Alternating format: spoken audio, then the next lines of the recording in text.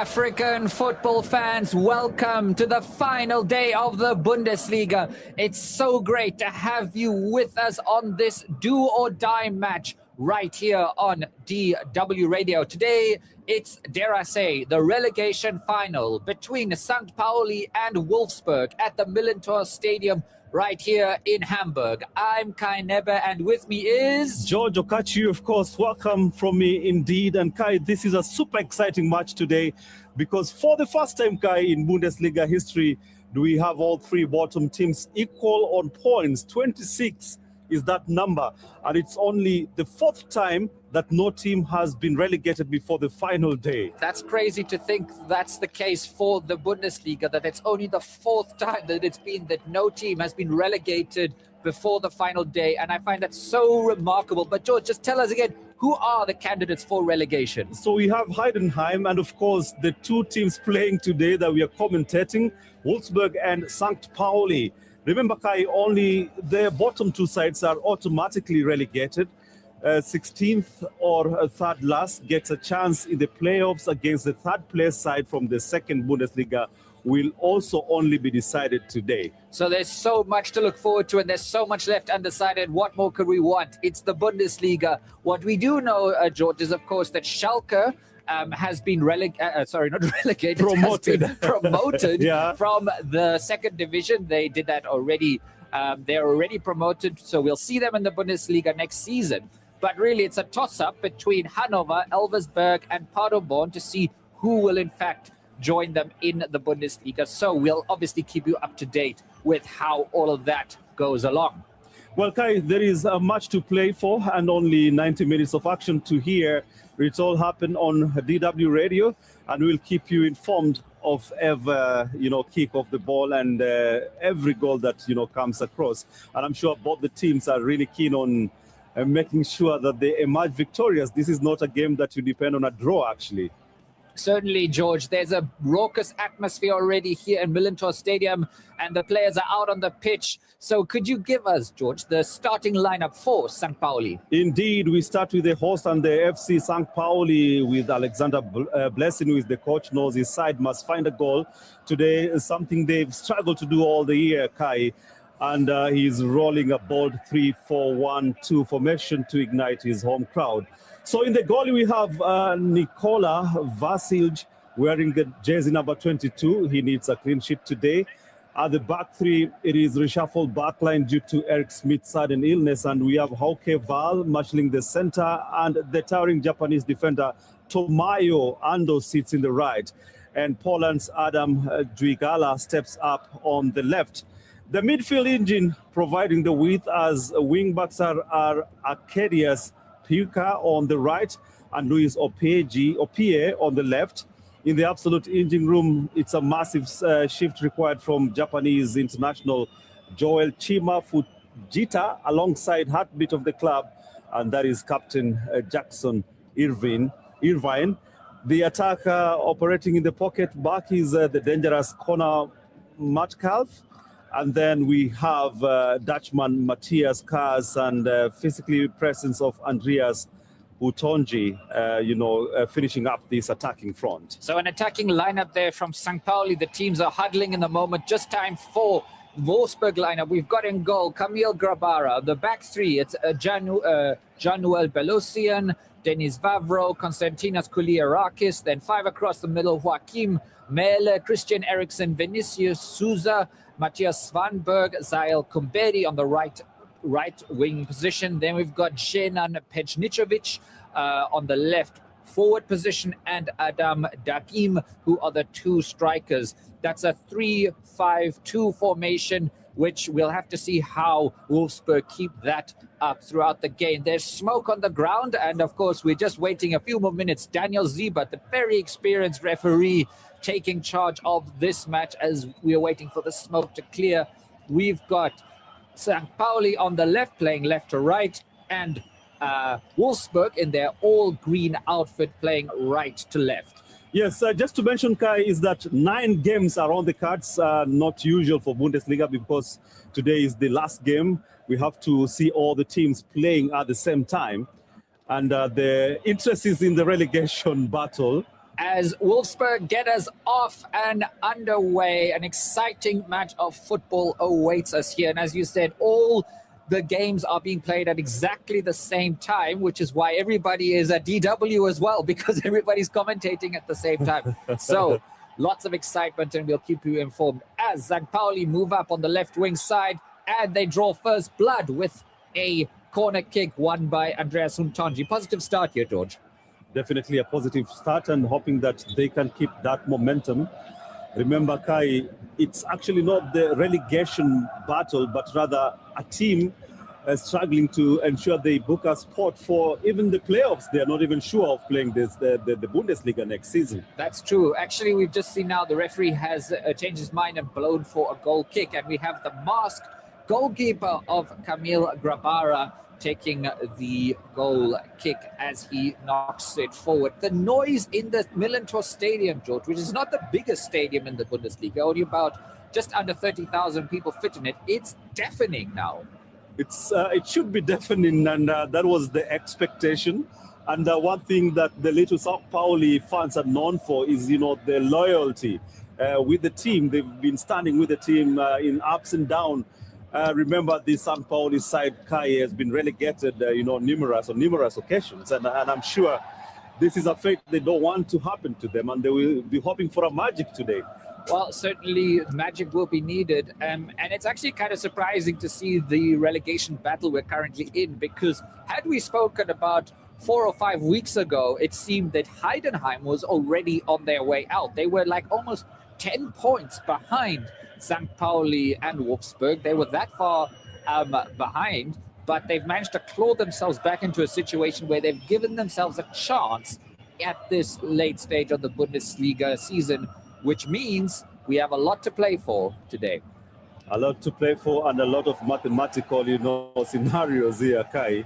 But George, just to be clear, yes, is it as straightforward as in order to stay up, St. Pauli simply have to win no matter what? They must win this particular match, and hope that Heidenheim will not win, because if Heidenheim wins, that means they will also be level on points at 29, but perhaps with a superior goal, difference. And for Wolfsburg? For Wolfsburg also, it is a game of mathematical scenario whereby they expect that they must win, or a draw can suffice, and just hope that Heidenheim doesn't win their match against Mainz. So Mainz-Heidenheim is the other game we need to keep fully aware of in order to know what the fate of these two teams is going to be, as we see Coach Dieter Hecking on the touchline. He's looking a bit stern, if I'm honest. He doesn't look in a good mood as it is. Yeah, pretty much a lot of gadgets in the stadium, Kai, because people are also keeping tabs on what is happening in the match against, Heidenheim against Mainz. Now, George, of course, as you mentioned earlier, Eric Smith, the Swedish behemoth who normally marshals the back line of the St. Pauli defense, he's out, unluckily, for illness. How do you think that's going to affect St. Pauli? I mean, this is a moment that you want all your best, Kai, and I'm sure the coach is just making do with what they can marshal, just to ensure that they, at least present a spirited front, even as they, fight the relegation battle. Right, and there's actually a very surprising statistic is that this season, this half of this season, so since in 2026, St. Pauli have not got any points after going down a goal, i.e. they have not gained any points from a losing position, which means that in this game, getting the first goal will be key. Definitely, I'm sure that is something they really, really, really expect, Kai. Right, as we watch here, St. Pauli are able to win. It was a free kick because of a handball by the Wolfsburg forward, Adam Dagim, in the penalty box of St. Pauli. But no harm done. The game is back underway as Wolfsburg look to go forward. Both these teams have battled to score goals. In fact, St. Pauli have only scored 28 goals all season long, George. And you know who scored more goals than that alone in this season? That is the one and only Harry Kane. Harry Kane with 33 goals by himself. Can you believe that? A comparison to this battling side. But I'm sure because of the record that they've picked 17, of their 26 points this season on home soil, it should be something that, rallies them to have that belief that indeed something magical can happen. Well, certainly all the fans across the Bundesliga, I think, would be quite happy to see St. Pauli stay up because of the cult status that St. Pauli has. They hold a very particular place in the heart of football fans. They're sort of a cool club, a cult club is St. Pauli. They are known for their social activism. They're known to be a team or a club that stands for social values and social activism. And they're kind of like a cult club in a way because of the punk scene that has developed in the city of Hamburg. There's a lot of supporters that love Hamburg just because, love St. Pauli and Hamburg just because of St. Pauli, representing that, I guess you would say, a rebellious nature, perhaps, George. Indeed, it is a rebellious nature, and I think that is something that draws most fans towards the team, and the loyalty, I'm told, it's unmatched, Kai. You find people cycling to the stadium just to ensure that they're watching their team, even as much as, they are losing some games. It doesn't seem to matter, actually, to fans if they're losing or not. The stadium is full almost every single home game for St. Pauli. Wolfsburg, of course, is a very different football club. Wolfsburg is built on the back of Volkswagen. In fact, Wolfsburg is a city that was pretty much made for the German automobile company Volkswagen. And of course, to this day, Wolfsburg also sponsored by Volkswagen. And of course, very much a different type of club in that regard, yeah? Of course, with the money and also the investment behind that. Danger here for Wolfsburg as they try to get in. There's almost a chance there as there was a volley just at the edge of the box, but it doesn't go anywhere. Matthias Svanberg with the volley that gets blocked, and St. Pauli are able to escape, and it's knocked all the way back into the Wolfsburg half. There was a first hint of danger there, but the goalkeeper, Nikola Vasilj, didn't actually have to make a save there, but bit of a dangerous sign for St. Pauli. George, just to give us fans an idea of what we're actually seeing on the pitch now, the pitch has turned all shapes and different colors. I wonder what they were doing with those decorative. There's ticker tape, or like colorful ticker tape, all across the pitch. It's like they're playing on sort of a multicolored pitch now. Of course, it's green, as we can see, but the closer you look, you see all different types of ticker tape across the pitch. Hopefully, it is conducive enough for the players to move around. Yeah, they don't seem to be having any difficulty yet. Both teams at this moment just sort of feeling each other out, trying to get... I think, George, also a key thing is not conceding first here, right? Not conceding first. And Kai, just information coming in, there is a goal in Heidenheim. Oh dear, which way? Mainz have scored one goal against Heidenheim, meaning Wolves are, happy with that particular result at the moment, because as it stands, it means that Wolves will be the ones to go to carry the day, right, if this, remains the same. As St. Pauli move up on the right wing side, and Martin Kars does well out of this to earn a corner kick, which definitely is a corner kick this time, which was trying to find Huntonji, but the cross gets cut out by Denis Vavro, and we now have a corner kick from the right-hand side for Wolfsburg, as they actually are playing into the fans of Wolfsburg. Wolfsburg's away fans just behind the goal now, making a lot of noise, hoping that no goal comes of this. As the players jostle in the middle, the cross comes in, but it's a poor one, way too far. But St. Pauli are able to get the ball back, and it's a really good cross that comes in. Unfortunately, Jackson Irvine unable to get on the end of that as St. Pauli maintain possession of the ball. Still no shots recorded in this game. George, just a reminder to our listeners from across the African continent who are joining us for the last day of the Bundesliga. Yeah, definitely. It's much appreciated to all our fans following this through our partner station, Rai Power in Nigeria and UBC in Uganda. I mean, it's a game worth, following. And also because, of course, the intrigues around it, Kai, and we mentioned earlier on as we were starting that never before in Bundesliga had we, reached this final stage without knowing the automatic team that is being relegated. Yeah, it really is a final, to be honest. We really don't know who's going. It's a final between 3 different teams. How often do we get that? Yeah, and of course, our fans listen to us across the continent, whether you're in West Africa, in Liberia, or the Gambia, or Ghana, wherever you're listening. You can also, of course, listen to us on DW Africa on our YouTube page, where we also have this same commentary, but also on our partner stations across the continent. Like George said, UBC and Ray Power FM. We are so glad for you to join us along for the ride of this game, which I think will have a lot of twists and turns, but we'll of course keep you informed of everything. As a bit of strange play by Wolfsburg at the back almost leads to a misunderstanding, but they're able to knock the ball forward. Lots of hopeful long balls being thrown by both teams at this stage. Not a lot of, I would say, constructive play.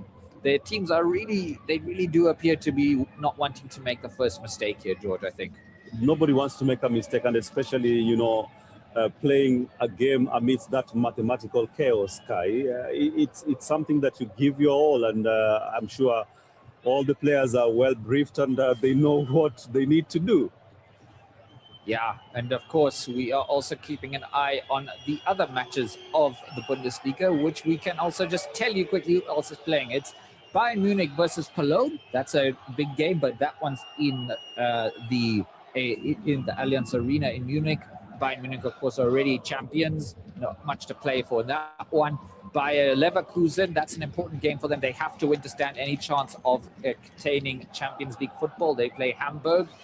We've got Eintracht Frankfurt playing against Stuttgart. Freiburg versus RB Leipzig. Werder Bremen taking on Borussia Dortmund. Mönchengladbach taking on Hoffenheim. Union Berlin, who've just taken the lead against Augsburg, they're playing as well. And of course, also, as George mentioned, Heidenheim versus Mainz. And Heidenheim have just gone down a goal to Mainz. Now, of course, Heidenheim have been remarkable in that they're actually even in contention. But I think we saw it when they played so well against Bayern Munich and only were denied victory by one last-minute goal by Bayern Munich, George. Yeah, definitely. And, they ran a riot in Cologne last weekend, Kai, defeating Cologne by 3 goals, I think, to 0. And that was an impressive and a statement that, of course, we are going to this, relegation battle to the wire, and we will give it our all. But I'm sure all teams are, looking and keeping an eye on Heidenheim's parallel match against Mainz. And as it stands, it's either of the teams playing today, that is, of course, St. Pauli and Wolfsburg. Either that, scores or wins this particular one will be sure of a playoff's position. As we watch St. Pauli move the ball from left to right here as they try to go across. Really good play here by Purka. Plays it across, but it's cut out by the Wolfsburg defense. Really good work there. It was Tomoya Ando who made the run, but he was unable to get the ball across to a teammate as Wolfsburg tried to attack here, but the attacking threat is cut out and they move the ball all the way back.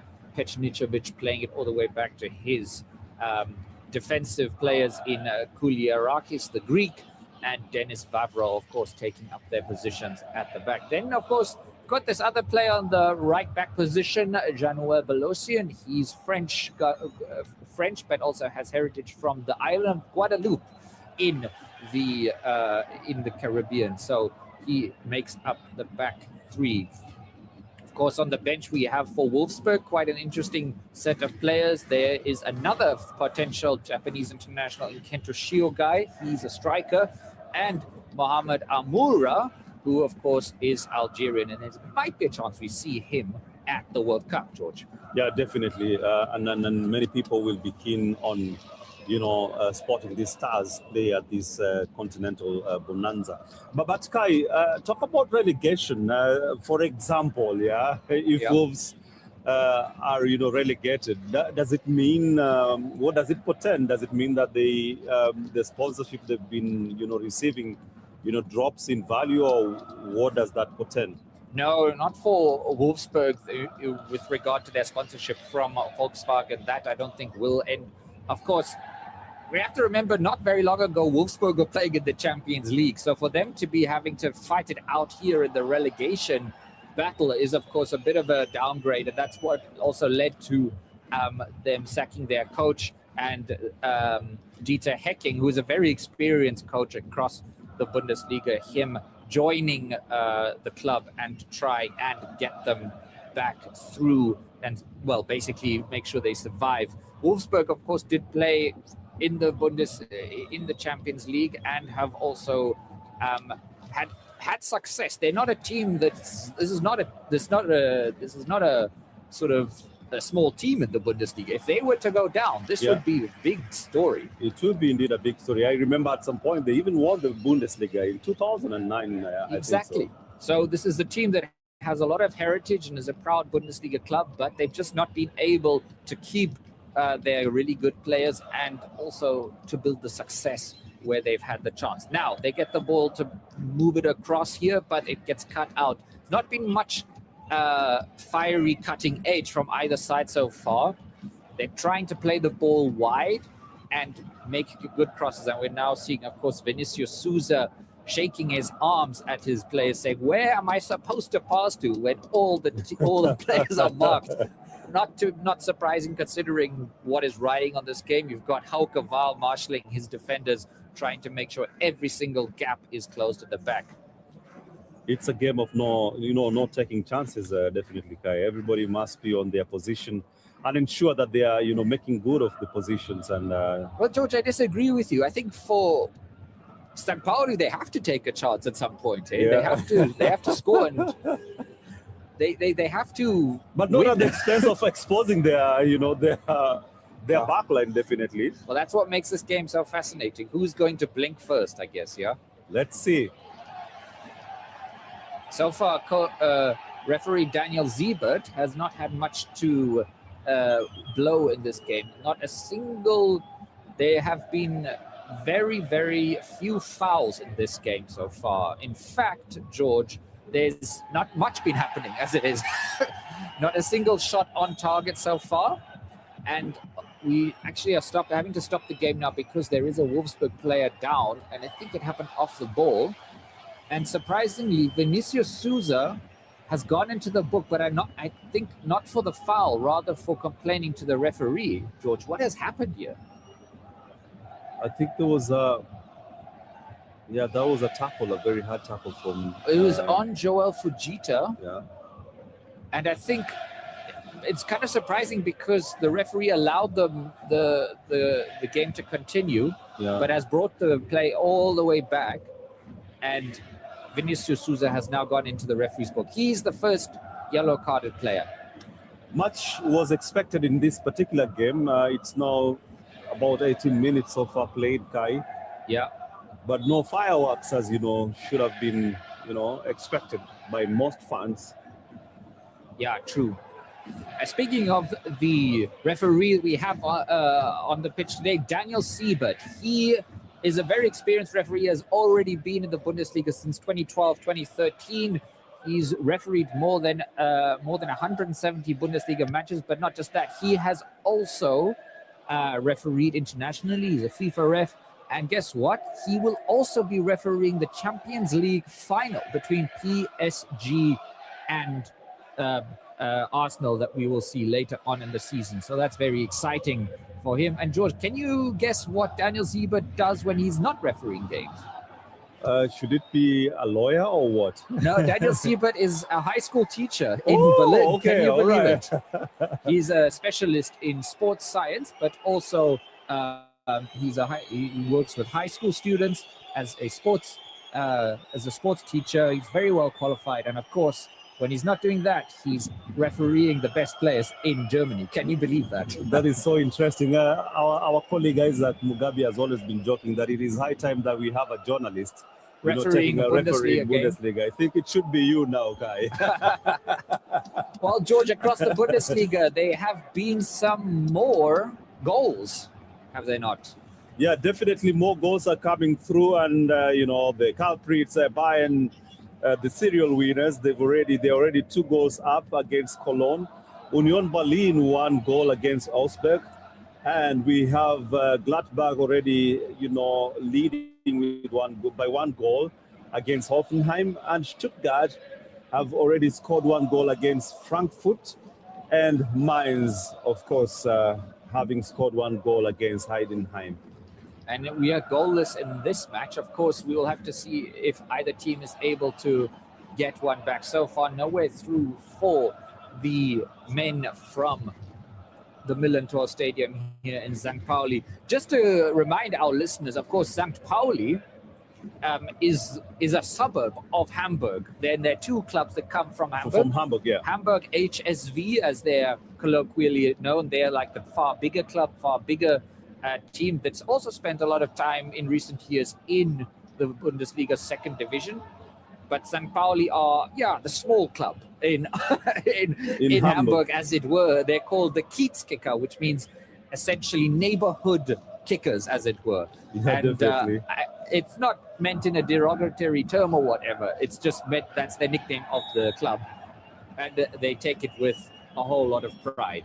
Indeed, they take it with a whole lot of pride, but as you mentioned earlier, a lot of things, stand out about them, and they are explicitly built on, the anti-racism, anti-fascism, and they're always on the other side of the coin, yeah. Interestingly enough about St. Pauli, they became the first club in the Bundesliga to have what they were called guiding principles that they published. They listed 5 guiding principles which should be of how they run the club, which of course was quite a progressive thing for them to do. As they have the ball now, St. Pauli with some space moving up. They move it up all the way to the left. Can they make something happen here? It's Fujita. Takes a shot. Oh my goodness! That was close, guy! Oh my goodness! Fujita unleashes a rocket of a shot that hits the crossbar. Now it's getting interesting. Wolfsburg race up the other side. They take a shot. Save. Oh my goodness, George, take us through what just happened. It's end-to-end action right now. Suddenly the game has exploded into life. Indeed, it is exploding, Kai. We're seeing both sides giving an attempt, and that was Adam Dajim from Wolfsburg taking that counter-attack advantage. Really good save there from Vasilj in the end there. It was Vasilj who saved the moment. Oh my goodness. But this happened earlier, as St. Pauli were almost scoring that. Fujita with a rocket of a right shot comes off the crossbar, and at the end of all of this we have a Wolfsburg corner from the right, their first corner of the match. Oh my goodness. It's now getting interesting, Kai. It's heart-stopping stuff here. The corner comes in, it's lowered flat, and it comes into the box off the crossbar again.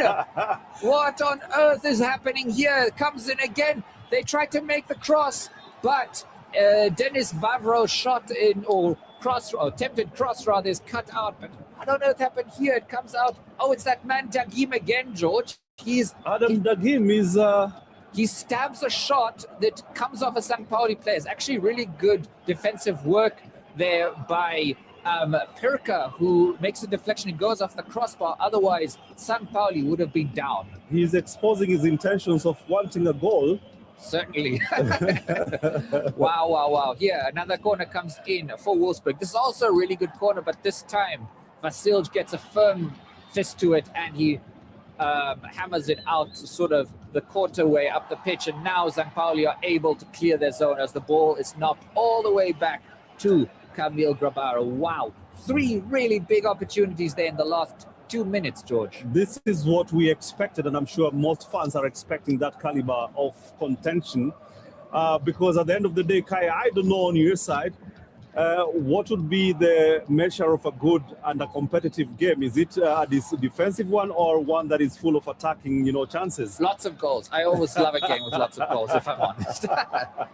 But yeah, I think many seasoned football coaches will tell you a really good game is one where another team doesn't score. But of course, for fans, seeing lots of goals is the thing we love to do. As we see here, plenty of the St. Pauli fans looking nervous, clutching onto their beers. They know their Bundesliga survival depends on winning here, and so far they're not ahead. So not all great in the St. Pauli camp. George, another interesting thing, as might as well tell our listeners from across the African continent, in Germany we have a type of cola here, not Coca-Cola, but a homemade cola rather, called Fritz Cola. Fritz Cola, yeah. Which comes also from the city of Hamburg. As we see, it's also well advertised around here. And of course, it is, a homemade soft drink that is from Hamburg and of course advertised here at the Millerntor-Stadion. Oh my goodness, George. It's heart-stopping stuff here, but still we're at 0-0 in the Bundesliga match between St. Pauli and Wolfsburg. Both teams have had good chances, although I'd have to say, George, Wolfsburg are slightly ahead, don't you think? A lot of attempts on goal, of course, sets them apart, Kai. And this is a game whereby any advantage would gives you that assurance that, of course, you are secure with that player's position. Of course, their game has, we have to be dead honest, has been very equal in the sense it's 50-50 possession, about as many fouls completed, as many fouls committed, and duels won are very equal as well. It's very tight in the middle. So whenever we see an opportunity for the game to open up, as it did for Fujita before he launched that rocket of a shot off the crossbar, those are the chances that will have to count basically for both sides. Yeah, and I'm sure they just wish that went through and was counted as a goal. And perhaps they have another opportunity, Kai. Exactly. Here, St. Pauli moving up. Checks. They come across here. The ball comes right back. Can they get a shot away? It's a cross. And it's unfortunately way over the head of Fujita. Metcalf was the one floating in what looked like a delicious cross, but it went over the head of Fujita. Really good play here by Martin Kars on the end as he tried to make something happen, but the cross that eventually came in from Metcalf went over the head of Fujita, and it goes out for the goal kick. As we're just looking again at these other chances here. Wow. Oh my goodness, it's been close, George. That was so close. Really interesting to see that the fans of Wolfsburg are dressed in like a really grass green, George. They look almost as if they dressed the same color as the pitch as we see them. They want a clear distinction. Yeah. And I'm sure that is what most, fans want as well, in terms of the distinction with the positioning in the league table, just to ensure that they secure that much needed 3 points. Well, George, there's been lots of goals already across the Bundesliga now. Cologne have actually pulled one back, but against Bayern Munich, but Bayern Munich have scored a third goal. That man, Harry Kane, has already scored 2 goals, and Tim Bischoff has another goal for Bayern Munich, whereas Almala has scored again. Now Wolfsburg on the attack, they come, and it's a great save that came over there. What an epic save by Vasilj, stopping the marauding players from Wolfsburg. The Swede Matthias Svanberg with actually a bit of a weak shot in the end. He could have done a bit better there, George. His shot was a bit tame in the end. Yeah. Oh, and now we have tackles flying in across the pitch, and we'll see Vinicius Souza could be in trouble here because he's already been booked, and this looked like a very dangerous tackle that in the normal circumstances would be a yellow card, George. Is Vinicius Souza in trouble here? I think he already has a yellow card, and that would potentially be... Yeah, he comes flying across and literally takes Arkadiusz Pirka out of... No, sorry, he was actually the one committing the first challenge here, which definitely also was worthy of a yellow card. I think actually that Vinicius Souza was very lucky that his first foul did not get called by the referee. Wow. So far, we've seen a Joachim Mele who actually clattered into Arkadiusz Pirka. There's also escape to booking. Very harsh challenges that the referee has not penalized with a card. George, what does the referee do in a situation like that? It's the final game of the season. This is life and death for these clubs. I mean, it's a matter of managing the game, because also, apart from the game actually being played in the middle of the field, there are emotions to be dealt with. And I think these are all things that the referees have to consider Danger here for St. Pauli. They take a shot, but it doesn't go. It doesn't beat the first line of defense here. Oh, danger again. The ball is not cleared. Does end up coming up to the left wing side as St. Pauli try to get one in. The cross comes in. It's good, and it's a good one. Oh my goodness! Wow. Tomoyo Ando with that attempt, but the header. Yeah, that is wide. The header is wide, and actually quite well wide at the end if we look at it. Tomoyo actually had more time than he thought. But George, just to finish what you were saying about the referee, should he keep his cards in his pocket or should he let them play? I'm sure keeping the cards in the pocket is a wise decision because you have to manage the emotions. Emotions are running high in this particular match. And such instances of a red card would potentially mean that maybe the game... Yeah. Exactly, could really change the game. And now we're seeing a situation where there were 2 fouls committed straight away. The referee let the game go on a bit, but has now blown a foul in favor of Wolfsburg. And we can see Alexander Blessing, the coach of St. Pauli, starting to talk to the fourth official here because he felt at least one of these should have gone the direction of St. Pauli. In the end, it is Fujita who makes... Well, he actually wins the ball there, but he does also take out the man Swanberg. So there we see Daniel Zieber talking to his players and just telling everybody to try and calm down as it is possible in this pressure cooker of the game. At the end of the day, we here have a free kick going to be taken by that, actually a Danish legend in Christian Eriksen, lines up to take the free kick here. It's a central position.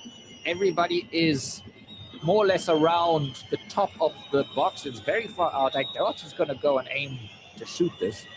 Except he does, and it's right at... Ooh, George, what a shot this was actually by Eriksen. I'm surprised he took the shot. That was a thunderous shot. But of course, Vasilj.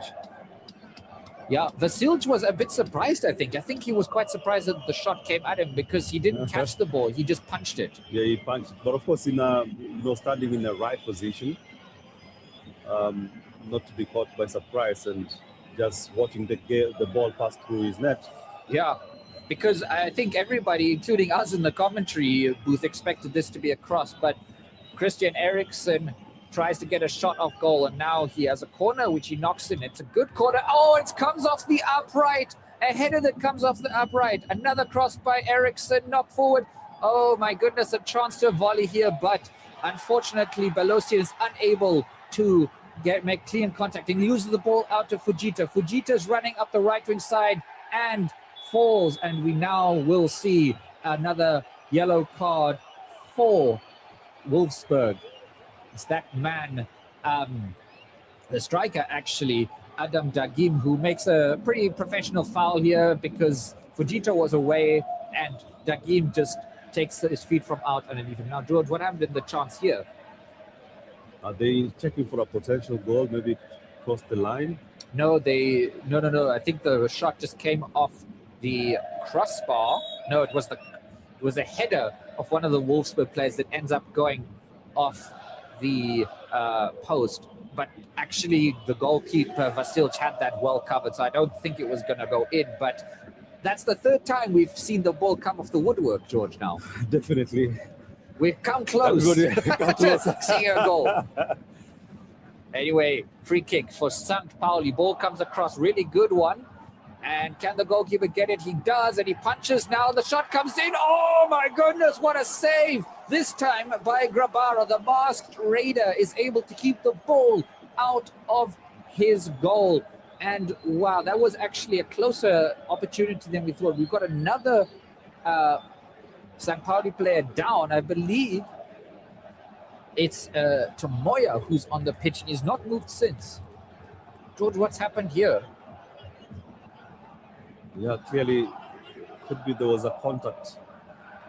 No, rather it's Metcalf who's on the pitch. No, sorry, Zwigala is in fact the player. He's still on the pitch. He's not moved, and there is still attention as they try to take the corner. They take it short to St. Pauli, make a good play in. Can they get a good cross? It is a good cross, but Vinicius Souza's able to kick it, to header it out.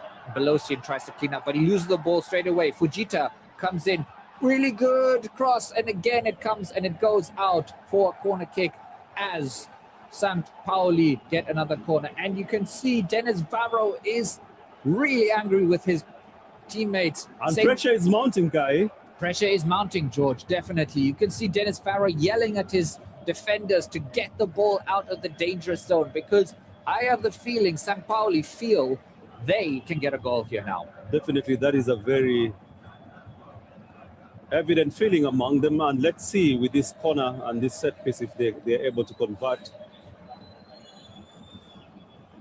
They must secure the 3 points, Guy. They also need to hope that Heidenheim match still remains the same. A very disappointing corner kick from Lewis Oppie. The left-footed corner swung right out of play as we enter now the 35th minute already. It's flown by. We've not seen any goals, but we've seen the woodwork rattled 3 times with another really good opportunity. So lots to play for. We've seen lots of evidence that we'll see a goal, but maybe this is the story of the season for both these teams, George, unable to score. Yeah.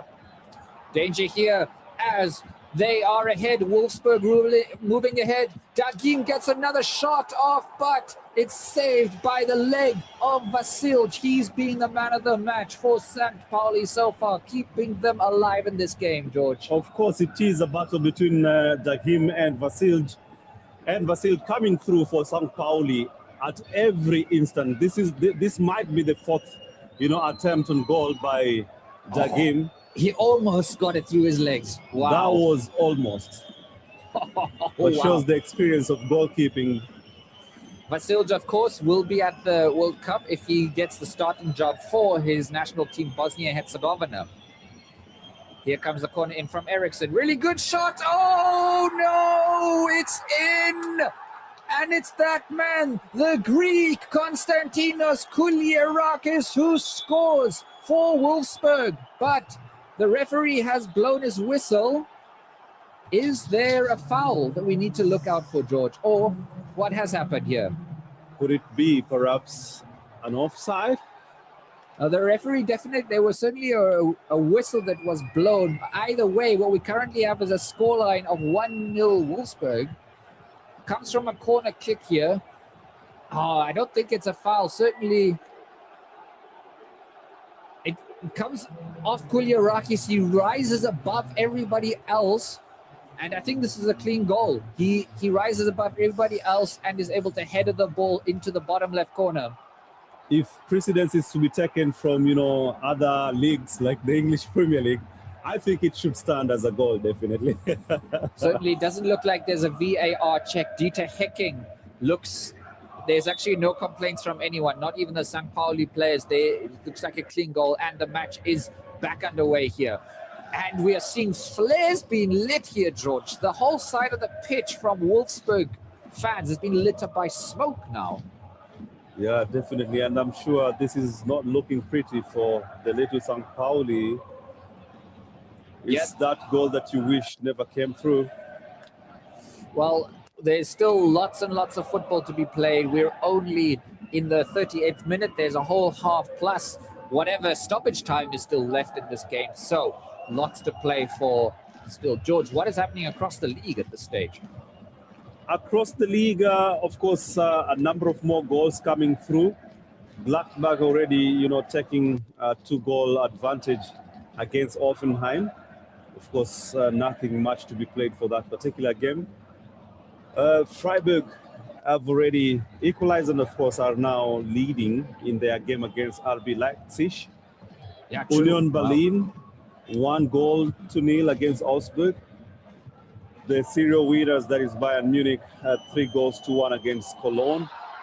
And Stuttgart leading the fray in Frankfurt.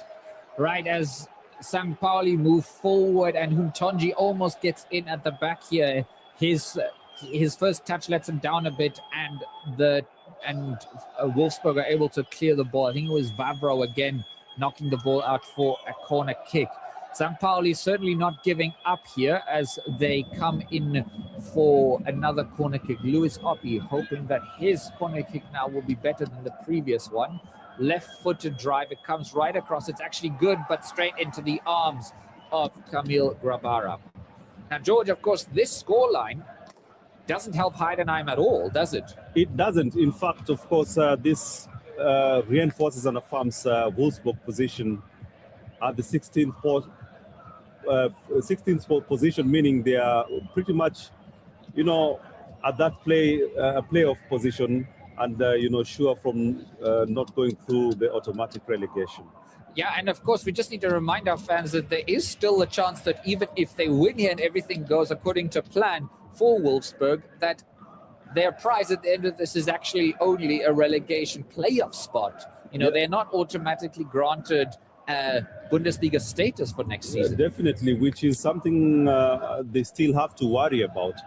But at least it's better than nothing. It's better than just going through to relegation automatically. Yeah. At this stage, though, still lots to play for as we watch St. Pauli move up across the pitch. They've got Jackson Irvine, their Australian captain, trying to marshal his troops in the center of midfield. Now they come up on the left wing side. St. Pauli, they knock the ball right across the field of play. It comes out here to Arkadiusz Perka. He tries to do a one-on-one with his opposite number, Kulierakis, but he elects to play it up. Now there's some space in the middle. Can this come across? It's a tasty shot, and somehow oh my goodness, Untonji, what have you done? That was a clear chance for Untonji. Oh my goodness.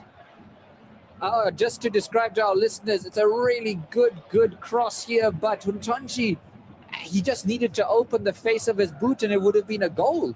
Unfortunately, maybe his reaction was slower. Yeah, and the ball kind of comes off his boot and ends up in the arms of Grabara, who was he would not have been able to save that had the ball gone any other direction, actually. Oh, my goodness, that was a chance. What if it was Harry Kane in that position? I think we know what would have happened if it were Harry Kane in that position. Although Harry Kane has already scored 35 goals this season, which, George, just think about that. He scored 35 goals. He scored more goals than there have been games in the Bundesliga. I'm telling you, Kai. That guy is a machine, right? More goals than St. Pauli's, entire goals this season put together. Yeah, Harry Kane is, of course, a phenomenon. And, of course, we are very lucky to be commentating in a league where players of his caliber are there and, of course, scoring goals the way he has. The England captain. Yeah, and talk about Harry Kane. He's already scored two more goals in their game against Cologne, and the game is still 3-1. Cologne trailing at the 39th minute. Meanwhile, as we watch Wolfsburg trying to add to their lead, they move it up the left wing side. It is that man, the Dane, Melen, throwing some tricks as he tries to get the ball up, but the ball is cut out by the defense of Schwigara and Hauke Wahl, who clear the ball out. So we see Dieter Hecking looking a bit happier now on the touchline, moving across and marshalling his troops. Now, Mele and Eriksson are just two of the four Danes in this Wolfsburg side. They've got a distinct Danish flavor to them, do Wolfsburg. Ball goes out of play here as Wolfsburg, I think one could say, are quite in control of the game here, George. At least with that goal, it gives them more confidence and rallies them to a position whereby they are on an advantage point. I mean, we can't say, St. Pauli definitely have had their chances. The shot from Fujita was a great shot, and the shot that from Huntonji really should have been a goal, honestly, if we're taking the stats seriously. They have an expected goal ratio of at least 1. Now they move up to St. Pauli. They played right across the face of goal. It's Perka here. Has he got the chance to move it forward? No. Gets crossed out wide, but again, it's cut out this time by Januel Belosian. Really good game he's having now, keeping his opposite number of Lewis Oppie and Fujita relatively quiet there. Hauke Wahl comes up, but it's out of play, and he has to run all the way back to his central defensive position there. So we see already some fans of St. Pauli with their, well, sometimes with their faces in their hands, and others biting their fingernails as they hope their team can somehow turn this around. Something they've not done in 2026, George. Definitely, they've not done that. But of course, many fans may be hinting on that hope that at least something magical can happen. Well, it will be magical at this point. If they somehow are able to turn this around at this stage, that will be something of a turnaround. As Wolfsburg have a throw in right now on the left wing side. They do have experienced players, Wolfsburg, Christian Eriksen, the Danish international, who of course has a long career, played for Tottenham Hotspur as well as Manchester United. Really good player, played in lots of big games. So you see even the younger fans of St. Pauli nervously looking over, hoping their team, their heroes, can somehow turn this around. Of course, the fierce loyalty that is evident among their faces, it provides that intense emotions. That should aid the team, at high stakes. If that can't inspire a team to play harder, then I'm not too sure what can. And they have tried, have Pirka and his teammates. Now, something is happening on the far side here, as we have hit 45 minutes, and I think everybody thought for a second that... No, the referee has blown the halftime whistle. Yes, he has blown the halftime without a single minute of added time, actually, quite surprisingly. Referee has blown the whistle. We're at halftime now in this match between Wolfsburg and St. Pauli. A bit of a strange end to the half there. But as we watch all of the players and coaches move out of the Millerntor. George, what do we have at the halftime show? Definitely, now that we are edging towards the end of the Bundesliga, it has been a season, definitely. A season worth its caliber. But I'm sure everybody now is eyeing the World Cup. A number of Bundesliga players also slated to feature in this particular continental showcase, which will be one of a kind, Kai, if you asked me. Expanded, World Cup, expanded format, and a number of games to entertain fans. What we're not sure about is, of course, the macro issues that are surrounding the preparations and the politics around it. But better still, people are expecting the spectacle of the World Cup. Definitely. Are you not? Well, we're keen to hear what you have to say at the halftime show. We'll be back in just a few minutes. DW Bundesliga live. It is now less than 26 days until kickoff in Mexico, the United States of America and Canada. Tournament preparations are in full swing, and teams have already submitted their provisional squad lists. So here is what you need to know. The deadline for all participating teams to submit their provisional squads, that is ranging between 35 and 55 players, has now passed, and every nation has pretty much complied. FIFA requires all the 48 teams to finalize this extensive preliminary pool before announcing their official traveling squads. The 55-man list serves as the exclusive foundation from which the final players must be selected. National team coaches will trim these squads down to between 23 and 26 players, with the final deadline for this set for 2nd of June, that is in a few weeks' time. An important point to note is that any player not included on the provisional list, that is of the 55 member, is ineligible to play in the World Cup. Even in the case of a last-minute injury, say just 24 hours before the opening match, a replacement can only be selected from the original list. This is why coaches have cast their nets wider than ever, digging deeper into domestic talent pools. Here in Germany, their Mannschaft appears to be navigating this selection puzzle with confidence. Preparations under Julian Nagelsmann is reaching a fever pitch. In their recent international friendlies, Germany made a strong statement, securing impressive wins over both Switzerland and Ghana in March. Analysts are of unanimous opinion that Kai Havertz, Florian Wirtz, and exciting young Leonard Karl are all but certain to make the final cut. Meanwhile, in Lisbon, Portugal manager Roberto Martinez faces his own selection dilemma. He insists that 41-year-old captain Cristiano Ronaldo remains crucial to the team's success, judging him not by the past achievements, but by his current impact in the era of 5 substitutions. Obviously, nobody has better experience than Cristiano, that he could go to the 6th World Cup. He's got more than 225 games.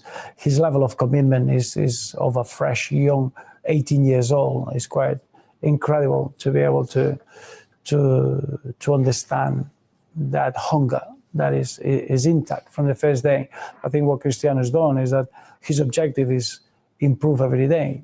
So he's never dropped his intensity of becoming very, very engaged with the group and how he can help with the dressing room. And that's contagious. Away from the squad selection, football, music, and social impact will come together at the FIFA World Cup 2026 final halftime show on Sunday, the 19th of July at the New York, New Jersey Stadium. In a historic first, Madonna, Shakira, and BTS will co-headline the show. FIFA President Gianni Infantino says the event will serve a greater purpose by supporting FIFA Global Citizen Education Fund. FIFA is present in 211 countries in the world, more than the UN, and this FIFA Global Citizen Education Fund, the objective has been, and is 100 million until the World Cup, but we want to go above that, and we want to continue even after the World Cup. We want to raise 1 billion because it's worthwhile. There are many worthwhile causes in the world, but education is definitely the most important one because it impacts our future, and we want children. Not everyone can become Kaká, a world champion, but everyone can become a little bit better by having the right education. So we embrace that, we work on that, and we put all our heart and our passion in this project. Die, heard of it?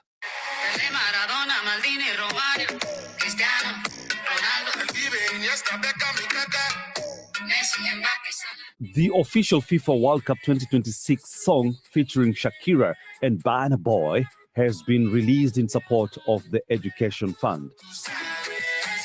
Available now on all major streaming platforms, the track captures the energy, passion, and global spirit that will define the tournament. I'm very excited. You know, this is going to be a great opportunity to bring both worlds together.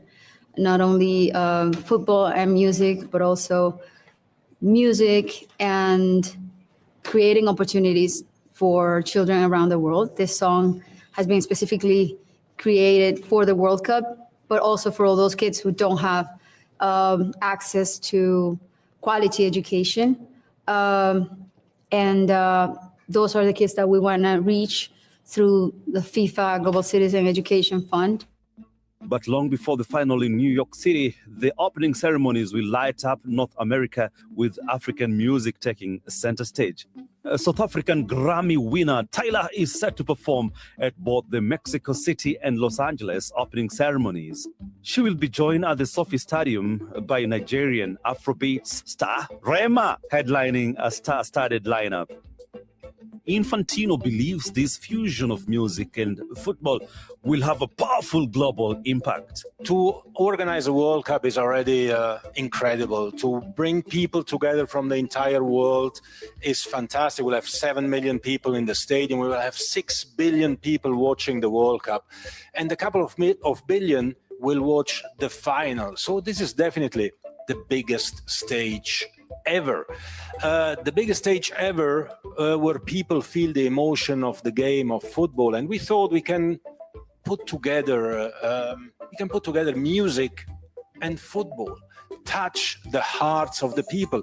But when you combine that with the purpose that is even bigger, to make sure that thanks to this, we can raise money to enhance quality education of children all over the world. Well, this makes it really worthwhile, and the emotion is even bigger. However, as anticipation builds for what promises to be a spectacular tournament, concerns are growing behind the scenes.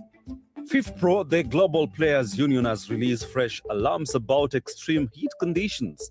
Climate scientists warn that the risk of dangerously high temperatures for both players and fans has significantly increased. An independent study by World Weather Attribution suggests that around a quarter of the 104 matches could be played in conditions exceeding safe limits, nearly double the risk seen during the 1994 World Cup in the United States. Research associate in extreme weather and climate change at Imperial College London, Dr. Theodore Keeping, warns that the physical toll on players could be severe. What we've seen in the past is that it'll be more of a performance issue than a health issue. We have to remember that these players are elite athletes, they're acclimatized. And in football events, it's not like running a marathon or triathlon where if you slow down, you lose. So I think you'll see players self-pacing. It's really difficult to override that behavioural thermoregulation. That might lead to more boring, less risk-taking football. Look at teams playing possession games, passing the ball around at the back. The health risks for me are more related to the supporters, who by and large will not be elite athletes and may come with many comorbidities that could be exacerbated by the heat. And you can sort of draw parallels with the excess deaths that you see during heat waves in the UK for that effect. Well, these are serious concerns behind the scenes, but despite them, the world is eagerly awaiting the global spectacle that lies ahead. Which team are you supporting? I am supporting Ghana all the way. DW Bundesliga live. Of course, Kai, pretty much a lot of concerns, cropping up. It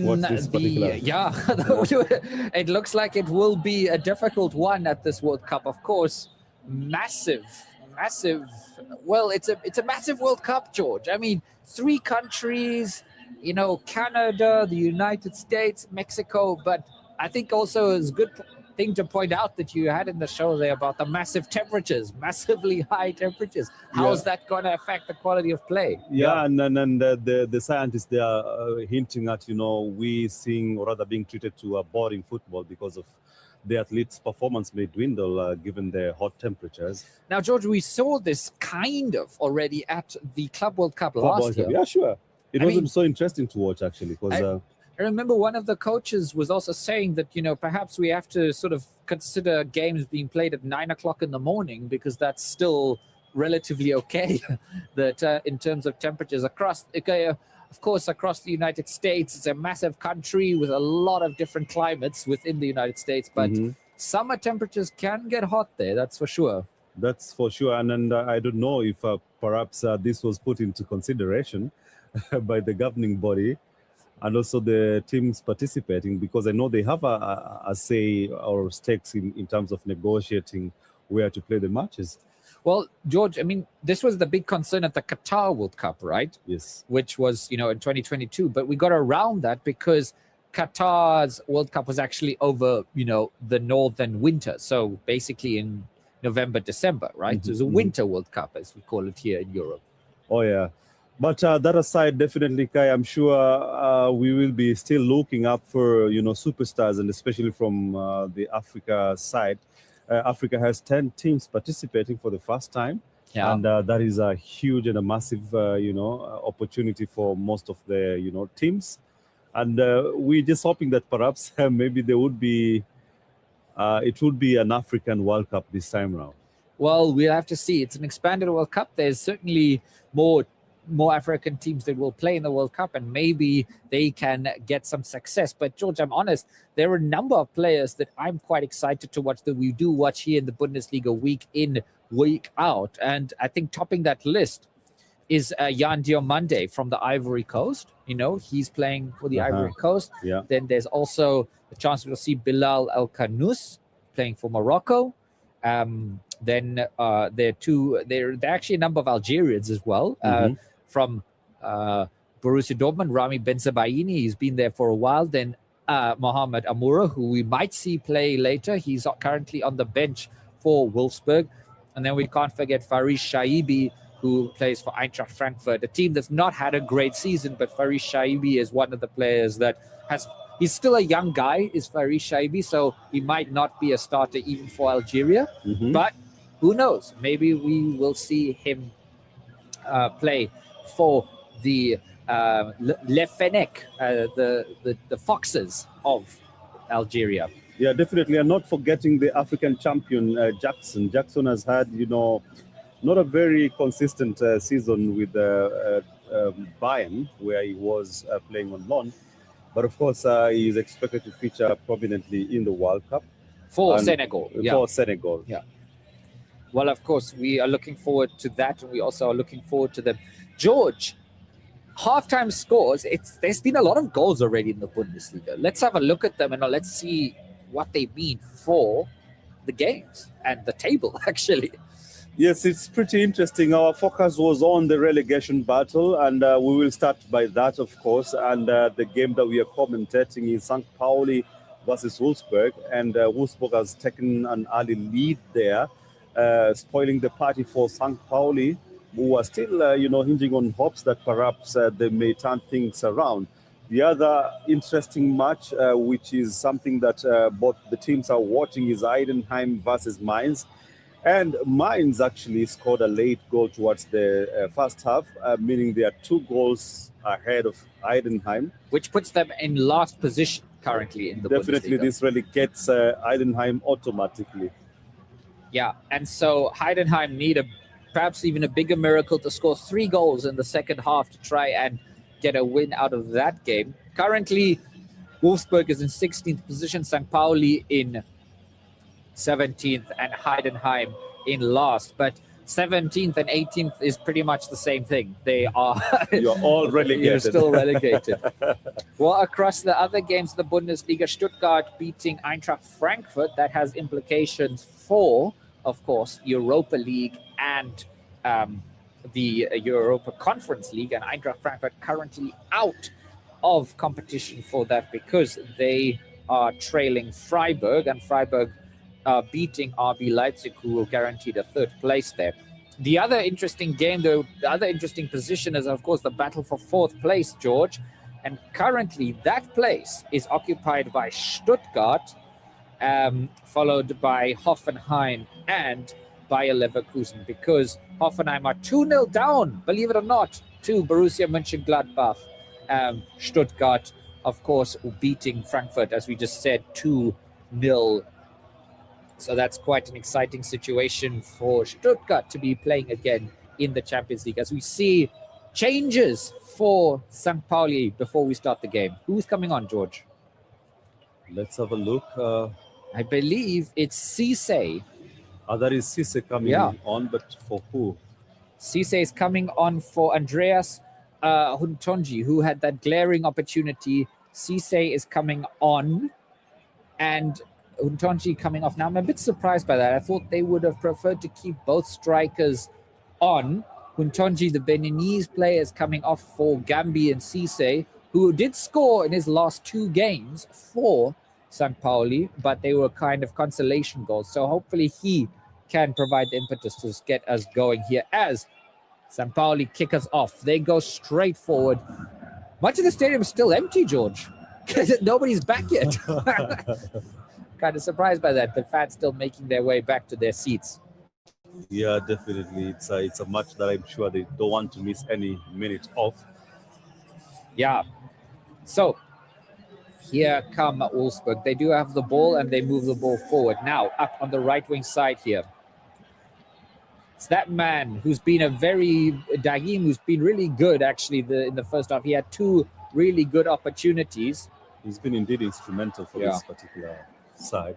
Now, there's a bit of issue for the players right now as the Wolfsburg fans have lit flares and there's a lot of smoke on that side of the pitch.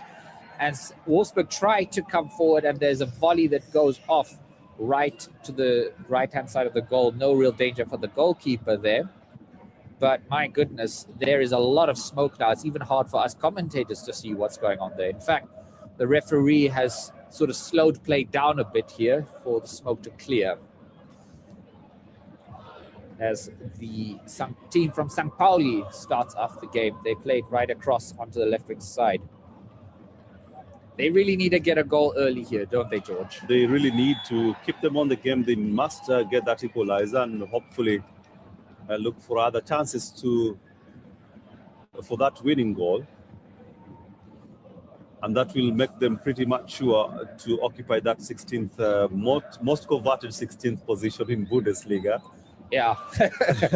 Right now, if you're a Wolfsburg fan, I can see why the fans are lighting flares, because they feel their team is ahead, at least to bring themselves a little bit of safety to try and stay in Germany's elite competition. And historically speaking, George, the team finishing in 16th place and playing in the playoff often wins. That it's been very difficult for the third place team in the second division to beat. To win the playoff. So historically speaking, that has mostly got the way of the Bundesliga side. Yeah, it has always been on the Bundesliga side, and we're looking at a possibility of them playing either Hannover or Paderborn, which should not be a very difficult job for them. Definitely. As St. Pauli move up on the left wing side, Cisse has had his first taste of action, and he wins a throw-in that will be played in by Lewis Oppi from the left wing side. Is he going to do a long throw-in? No, he plays it short, and he has the ball now. Oppi, who's not been the most accurate crosser of the game so far, as the ball comes right out to Tomoya Ando, who plays it safe and knocks it out under the attentions of Jenan Pecnicevic, who's actually had quite a quiet game, not as active as Adam Dagim, who, with his pace, has been a real menace for the St. Pauli defense. If you're Wolfsburg, George, what do you do? What do you think the coach, Dieter Hecking, told his players at halftime? I think just maintain your positions and just manage the entire game. To ensure that you're not opening up your defensive line. But if there is any opportunity to attack, then you must convert them. That's true. That's true. And just a reminder, thank you so much to all our fans listening to us from across the continent. It's always a pleasure to have you here, whether you're in the Gambia, whether you're in Liberia, Nigeria, or Uganda. We're so glad to have you with us on this, on our transmission of the Bundesliga, bringing you all the latest footballing action from Germany's elite competition. Yeah, and Kai, there's been a lot of criticism against Bundesliga and then the competitiveness of the league itself. What's your take on that? I think a lot of the criticism stems from the fact that we have a really good team in Bayern Munich that has won so many of the recent titles. But as we've seen in the Champions League, that Bayern Munich is not just a good team in the Bundesliga, they're a good team in Europe. Definitely, yeah. Definitely, we've also seen teams that haven't won. For example, Borussia Dortmund also finding their way in the semi-finals of the Champions League, or indeed in the final of the Champions League. So it's not that this league is in any way sort of that much weaker than others. In fact, I would argue even that we're seeing how close all of the top leagues in Europe are. I mean, in the Champions League this year, we had a team from Spain, a team from Germany, a team from England, and a team from France in the semi-finals. Yeah. And basically, of course, Bundesliga side would be sending, only 4 teams in the Champions League next season. But hopefully that Freiburg would emerge victorious in their game against Aston Villa. That is the Europa League finals. That's true. That's an exciting game. Aston Villa versus Freiburg in the final. That's the first time Freiburg have qualified for a European title game. And I would not put it past the men from southern Germany to actually get a win out of there. Everyone so far has said Aston Villa are the favorites, but honestly, they've not been watching Freiburg, have they? Yeah, definitely. You would argue that way. They've not been watching Freiburg, indeed. And Freiburg, of course, beating RB Leipzig. They've scored again, George. It's 3-1 now. That is so interesting.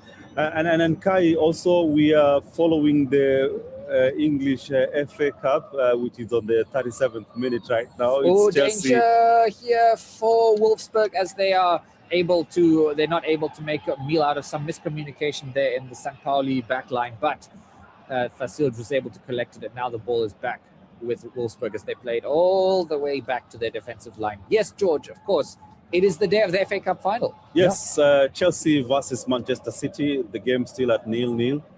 38th minute so far of playtime, and and plenty of Bundesliga history in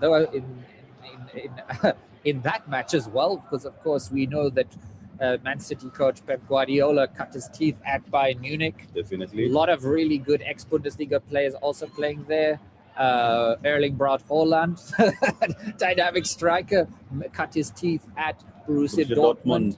And, not anymore, but certainly in the past we had Ilkay Gundogan playing a very big role for Manchester City in their recent success. So, lots of Bundesliga history in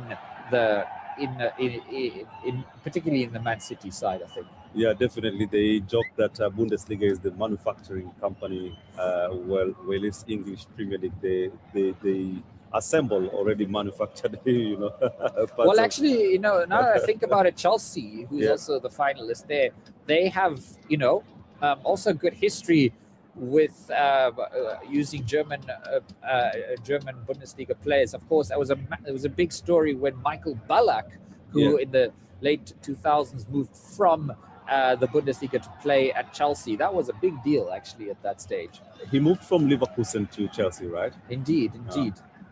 And, Michael Ballack at that stage was considered Germany's best player, to then I play. just remember the controversial clause on a must-play, clause that he signed with Chelsea, which was interesting.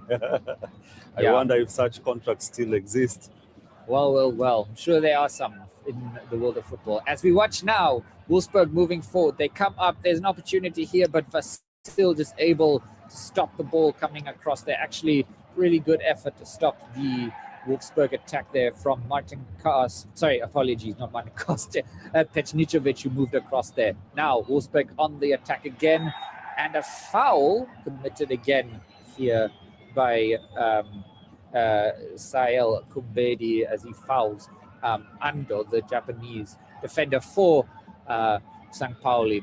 Not much respite here for the St. Pauli fans. They've not had a single shot on goal now in the 53rd minute. Time is running out. Are we seeing the final minutes of their Bundesliga season, George?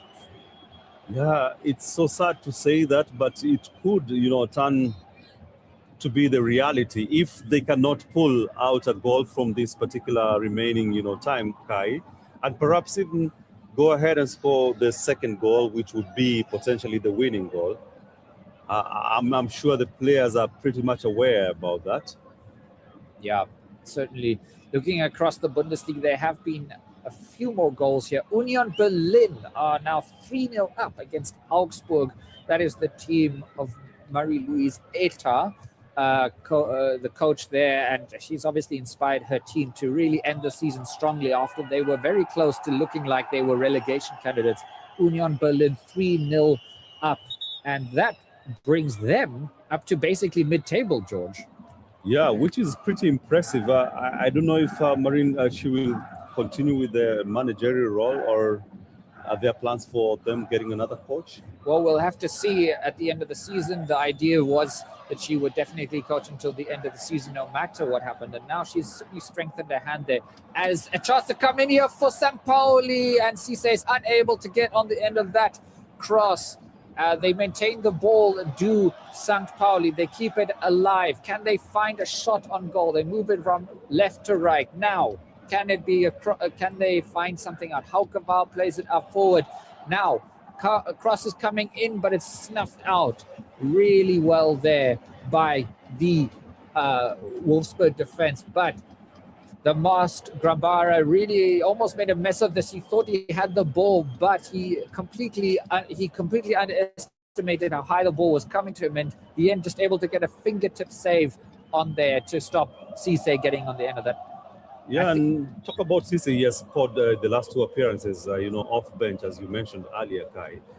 And perhaps hopes are hinged on him to perhaps make a difference in this particular game. Oh and my that's goodness, it's a goal! And it is the man Cisse! That man!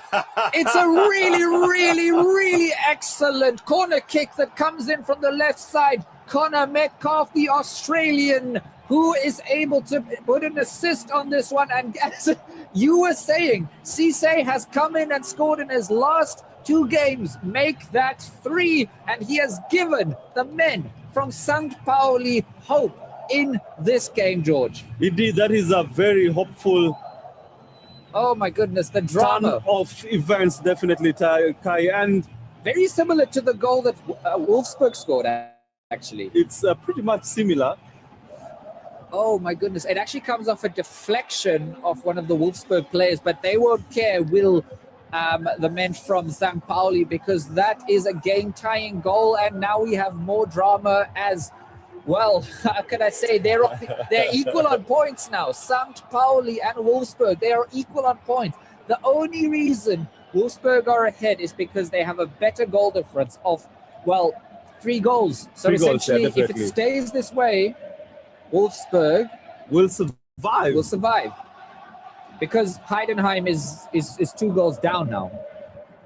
Oh, dangerous over there, as again they were almost in, but the cross was poor and not near another St. Pauli player. Certainly the fans of St. Pauli are back in it. We can hear them singing. It's really noisy here at the Millerntor, George. Of course, it can't get any further noise, Kai, because right now that goal must have, awoken even the fans who are losing their hopes. And it could be that something may happen and their team survives that automatic relegation. So we're essentially at this stage, George, if you're a St. Pauli fan, you need another goal. Basically, just to be sure, you just need a goal. They just need a winning goal. You need a winning goal, definitely, Kai. But now, if you're Wolfsburg, do you just defend? Is this how should Wolfsburg? Because basically they're still going. They will survive at this stage, Wolfsburg, if they keep the score at this stage. Do you think that they should just sit back and defend? I'm sure they're not going to do and take chances of defending, and they would be pretty much interested in taking any advantage in any opening, because I'm sure. That the St. Pauli attacking line will be marauding on their side and maybe opening their backspace, as we are seeing right now, Kai. Oh, danger, as there's a left-footed drive that comes in here from Wolfsburg. It comes in actually a bit of a weird play here, because there's a lot of space that gets open, and there's the shot. Yes, there is a deflection of Ando, makes a really good deflection of to stop Pejnicovic's shot coming in. And it goes wide of the goal, but it goes out for a corner. And both goals in this game have been scored from corners. And that man, Christian Eriksen, has been delivering really dangerous bullets into the goal mouth area. Now, can he get another one in? The Danish captain knocks it in, although this one is poor by his standards, George. Carried away, and that gives St. Pauli another opportunity. Some respite, indeed. Yeah. My goodness. There is lots of noise and less fireworks from the Wolfsburg fans now. We are in the 60th minute, 13 minutes for either team to rescue their season here. It will be a very dramatic turn of events, definitely, Kai, and historical as well in Bundesliga. Yeah, as the men in green of Wolfsburg, they move the ball forward, but here they come. Led by Australian Jackson Irvine, tries to knock the ball forward. The midfielder is unable to find it when it gets smashed all the way across the field, where where Dennis Varro is able to stop, gets the ball and plays it from the centre back position. Rather, Joaquim Mele played it to Varro, who plays it across to Januel Belosian. Comes now to Sael Kumbedi. Kumbedi thinks twice, passes it back to Belosi. They've had more joy from the right wing side, I've noticed so far, have Wolfsburg. Now it opens up in the middle, but quickly closed down by the defense. Now, can they get a meaningful shot in? There's a deflection, ball comes out, and it's cleared all the way by St. Pauli. They move it all the way up field. I don't know, George. I'm actually on tender hooks, quite honestly. I can't really. Yeah, it's a tense situation, and that goal may have changed everything, leveling up the game. Because it's still a home game. It's still a home game for St. Pauli. We can't take that away from St. Pauli. It's a home game. They have advantage of it, and this battle for the 16th place is theirs to lose. Well, having clawed their way back into the game now, quite honestly, it's a 0-0 game, Yeah, and they still need that one more goal to, of course, leapfrog Wolfsburg. Yeah, here's Cisse on the left. He's made a difference, a very big difference. It's coming on. Would you call it an inspired substitution, George? That is an inspired substitution, and the coach would be, praised for that, in that he's been able to bring this young lad at every substitution time, and he was able to convert, and change the tides of the game. We see here Dźwigala, the Polish defender, who has been quite solid actually at the back for the St. Pauli defense. He's had a difficult job to try and play against both Eriksson and Mahler, the dynamic Danish duo. As a goal comes across here, goal opportunity, but really a good save by Vasilj, who is able to stop that man, Pejničović, again. Wow, that was close. Was it offside? No, it wasn't actually. It was in a good position here. Ball gets played up. Pejničović comes across, and what a save again. Vasilj has been the best player for St. Pauli, I'd say here. Wow. That was close now. Sorry, apologies. No, it was in fact Pejničović who makes that shot, but good assist again by Eriksson, who's been everywhere. Now he knocks the ball in from the corner. It's dangerous, and somehow the ball is in the back of the net. Now there will definitely be a discussion as the referee tells the St. Pauli players to calm down. They are complaining that the goalkeeper was interfered with. Vasilj says he could not get near the ball, and referee Daniel Siebert has told them, just relax, we will check this. A lot of controversies surrounding set pieces now, Kai, with claims of goalkeepers being blocked. I don't know. This is difficult. I think this will be counted, George. I don't see this being pulled back. Daniel Siebert has the VAR in his ear as all the players are moving to the center of the park. Will it be pulled back? It'll only be pulled back if there's a foul on the keeper. Vasilj says he was blocked from punching the ball out of play, but we are gonna have to wait and see here. This is a big moment in the match, George. It is indeed a big moment, and perhaps a defining moment. Now the question is, will he be pulled to the monitor to have another look at this? Big pressure situation for the referee here. Although if it gets pulled back, the goal, I think Wolfsburg will rightly feel aggrieved. The same can happen to St. Pauli. They hope that, of course, it's pulled back. See, George, I think the real problem for St. Pauli is that it wasn't a Wolfsburg player that was pushing him. To monitor that, definitely. Well, Daniel Siebert, one of the most experienced referees in the Bundesliga, it's no surprise that he has been chosen for this game, because it requires a referee of his stature and his experience to decide the game fairly. He's going to have a look at the monitor, and all of St. Pauli's fans will want to know what he thinks about this, George. My goodness. We can't see it. It can be so tensed, definitely. Again, the Wolfsburg fans have made themselves extremely popular in Hamburg by lighting flares, and the stadium is again covered in smoke as the referee takes his time to have a look at this. Remember, He has to decide if the goalkeeper Vasilj was in fact impeded with or not. Now, from what I saw, it looked as if It's a goal. no, he's pulled it back. It looks like. What has happened? I think he's Wurde das Tor für Wolfsburg. Nach Ansicht der Bilder liegt kein Foul am Torwart vor. Finale Entscheidung, Toranschluss für Wolfsburg. All right, so the referee has decided that the goal will stand. St. Pauli is upset, but they will have to take it because in the end the referee has decided there was no foul on the goalkeeper, and honestly I think that was the fair decision there. George, how do you see it? it's pretty difficult to call, Kai, on my end. It's a tricky one because in a high pressure situation like this you certainly don't want the goalkeeper to be interfered with, but at the end of the day, no foul was committed, so they can't take the goal away. Changes now for Wolfsburg. Is this a defensive change or not? We're seeing Gebhardt coming onto the pitch for Svanberg, as far as I can see. Yannick Gebhardt. It's actually he's an experienced player, experienced German midfielder. Comes onto the pitch probably to shore up the defense. Now, they've done it once before, have St. Pauli. Can they pull another goal back and make this a 2-2 game? Oh my goodness. They definitely need that guy. I mean, they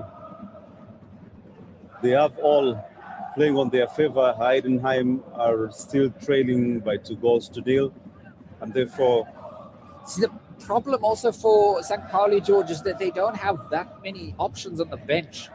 They have Daniel Sinani, who could come on. If they move forward, as another striker. Here comes St. Pauli. They play the ball up on the left wing side. Eriksson is walking around the pitch a bit dazed after getting the ball kicked into his face, but he looks like he's okay. He's moving again. Here they come, St. Pauli playing the ball up the pitch. Now it's Fujita, passes it across. Oppi has it. It hooks the ball inside, but it's coming for a volley that gets blocked again now. Still not out of danger. Comes again, another block by the Wolfsburg defense. Comes out to Ando, who plays it safe all the way back to goalkeeper Vasilj. Vasilj has had such a good game. He's made such crucial saves, but it was his failed punch that did not get the ball clear, and as a result they are now 2-1 down. Hopefully that doesn't changes his stature within the game. I mean, he really has made some very good saves. If you even look at the expected goals, which is sort of a measure that we use to sort of see how many goals a team should have scored, he's kept them out. He certainly has kept Wolfsburg out as the St. Pauli goalkeeper. Yeah, and definitely keeping his team on the game. St. Pauli have conceded 8 shots on target already. Can you believe it? Here they come again, Wolfsburg, and this time Jackson Irvine is able to stop the cross coming in, and it's out for another corner kick. Wolfsburg fans in massive voice, clad in green, making a lot of noise now in their corner there. Of course, by a look at everything, they have a superior firepower, Kai, if you ask me. Corner comes in. This one's headed back out. Will be another corner. As we've seen, both Wolfsburg goals have come from corner kicks. In fact, all the goals in this game have come from corner kicks. Hopefully they don't convert another one, because that would seal St. Pauli's fate. As we enter the 70th minute. But again, it's a game of football. Every minute counts. Yeah. Wolfsburg taking their time with their throw-ins. They're not under pressure. They don't need to score the next goal. Definitely, it's a match that they want to still, just make sure that things are under control, slowing the game down. Trouble here. In a bit to also frustrate their opponent. Trouble here, the Greek defender Kouliarakis, who of course scored the first goal. He looks like he's got a bit of cramp. He's asking players to slow down a bit, but that can't happen. This is the Bundesliga. The show must go on. Now, St. Pauli get possession of the ball. Fujita passes it wide. It goes to Lewis Oppi.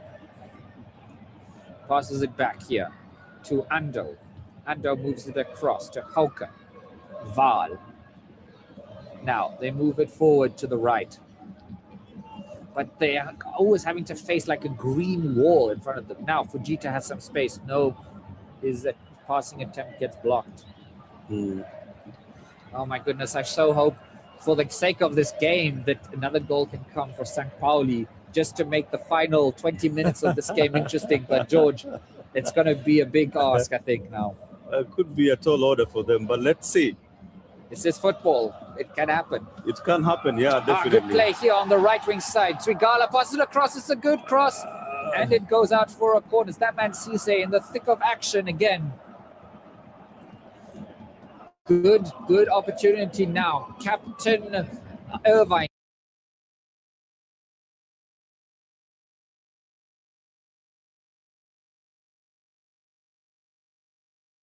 Urging his team on, and it's going to be Metcalf with a left-footed drive.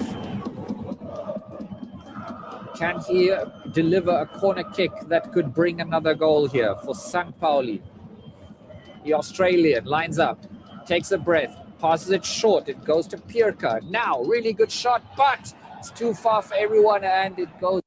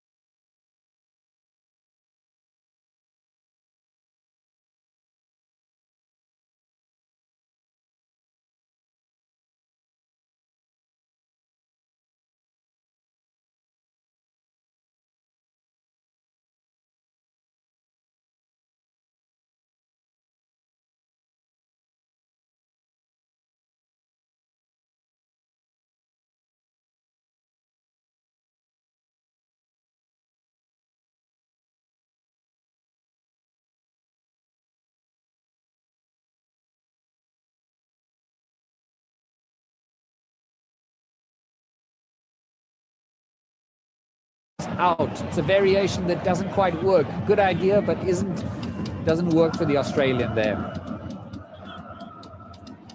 Both of these players we could actually see at the World Cup, honestly, George. Yeah. Both Jackson Irvine and his compatriot Connor Metcalf playing for the Socceroos, who have qualified for the World Cup. And it will be a very interesting bout for them. As Wolfsburg have the ball here and they play it out. St. Pauli need to be careful here not to concede another one. This is a really good cross. It comes in, lots of space. Oh my goodness. And that was very close to going in again. Wolfsburg.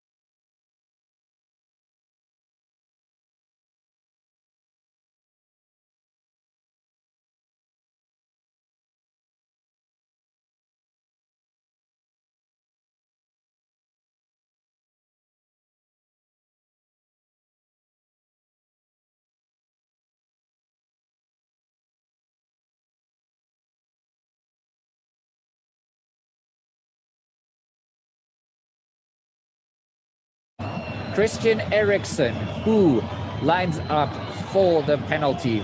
Christian Eriksen has scored penalties in the Bundesliga already. He's a spot kicker for Denmark and for his various Bundesliga clubs. This has really taken the air out of the St. Pauli faithful. It definitely takes it busts that particular bubble, Kai, and even if there were hopes remaining, then they are dashed away unless something happens now. Eriksen against Vasilj. Vasilj has been really good. Eriksen takes a shot and he's blasted it off the bar. Can you believe it, George?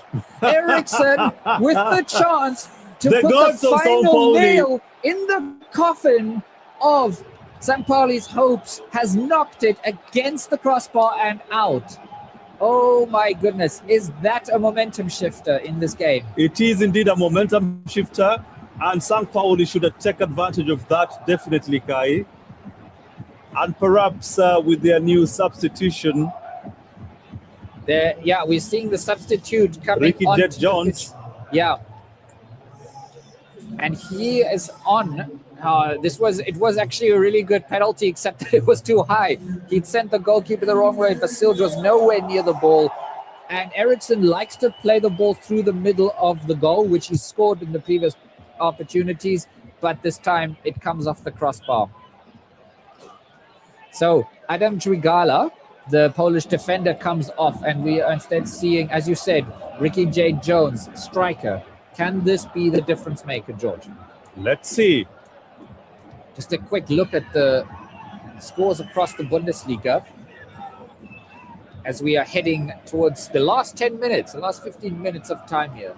Yeah, definitely. And as you may want to guess, Bayern wants to finish this particular league in style, not taking anything to chances, even though they've already won the league. And currently, they have already scored 4 goals against Cologne. And that man, Harry Kane, has scored a hat-trick as well. Yes. He's finishing it in style, definitely, Kai. He's not taking any chances. He wants the golden boots with a total affirmation. Union Berlin, 3-0 against Wolfsburg. Gladbach, 2 goals against Offenheim. Leverkusen pulled 1, but Hamburg have equalized. That is now 1-1 at the 78th minute. Dortmund have secured a goal against Werder Bremen. We have Stuttgart leading by 2-0 against Frankfurt. And Mainz are doing justice for either Wolfsburg or St. Pauli, depending on who takes advantage. Well, at the moment, 1 goal here could change everything for St. Pauli, but they need 2 goals to score. They need to score 2 goals in this game. They've been handed a lifeline by Eriksen, missing a very good opportunity by missing the penalty there. Can they make it count? Can they turn this game around? The men from Hamburg with an opportunity perhaps here to secure Bundesliga football, or at least the chance to secure Bundesliga football as we head into the 80th minute. I feel, though, the referee, Daniel Siebert, has refereed this game really well so far, George. He's kept both sides under control, which could well have, he's done really well to keep this game measured. Now, Wolfsburg come across, and there's an opportunity, another opportunity, and this time Wolfsburg don't make any mistake at all. It's Pejničović, the number 17 striker, scores a goal for Wolfsburg, and he does not need a second time at asking here. They scored another goal after three opportunities at goal here, George. It's done. If you ask me, it's done, Kai. If you look, judging by the face of the players and what this goal means, definitely, I think it's pretty much safe to call it that St. Pauli may be comfortable with that relegation, automatic relegation. Well, it comes up across the right-hand side here. Eriksen misses another golden chance there, but it comes out a deflection to Pejničović, who the striker won't miss from there, even though Vavro was there. Sorry, apologies, not Vavro, rather Hauke was there to try and stop the ball, but it goes in anyway. And we now have a 3-1 scoreline in favor of Wolfsburg. Although the game has not restarted, I wonder if there's been a check again here, but it doesn't look like it. Not too sure why the game has stopped, but it has. I think probably because the smoke needs to clear again, because the men from Wolfsburg have again lit up that side of the pitch. And poor Nikola Vasiljc, the St. Pauli goalkeeper, probably can't see very much at this stage. Yeah, they came to light up the stadium, and they're doing that literally. Yeah. You see the disappointment right across, written all over the faces of St. Pauli. But not a single fans. St. Pauli fan has left the stadium, George. It shows the loyalty. They are fiercely loyal to their team.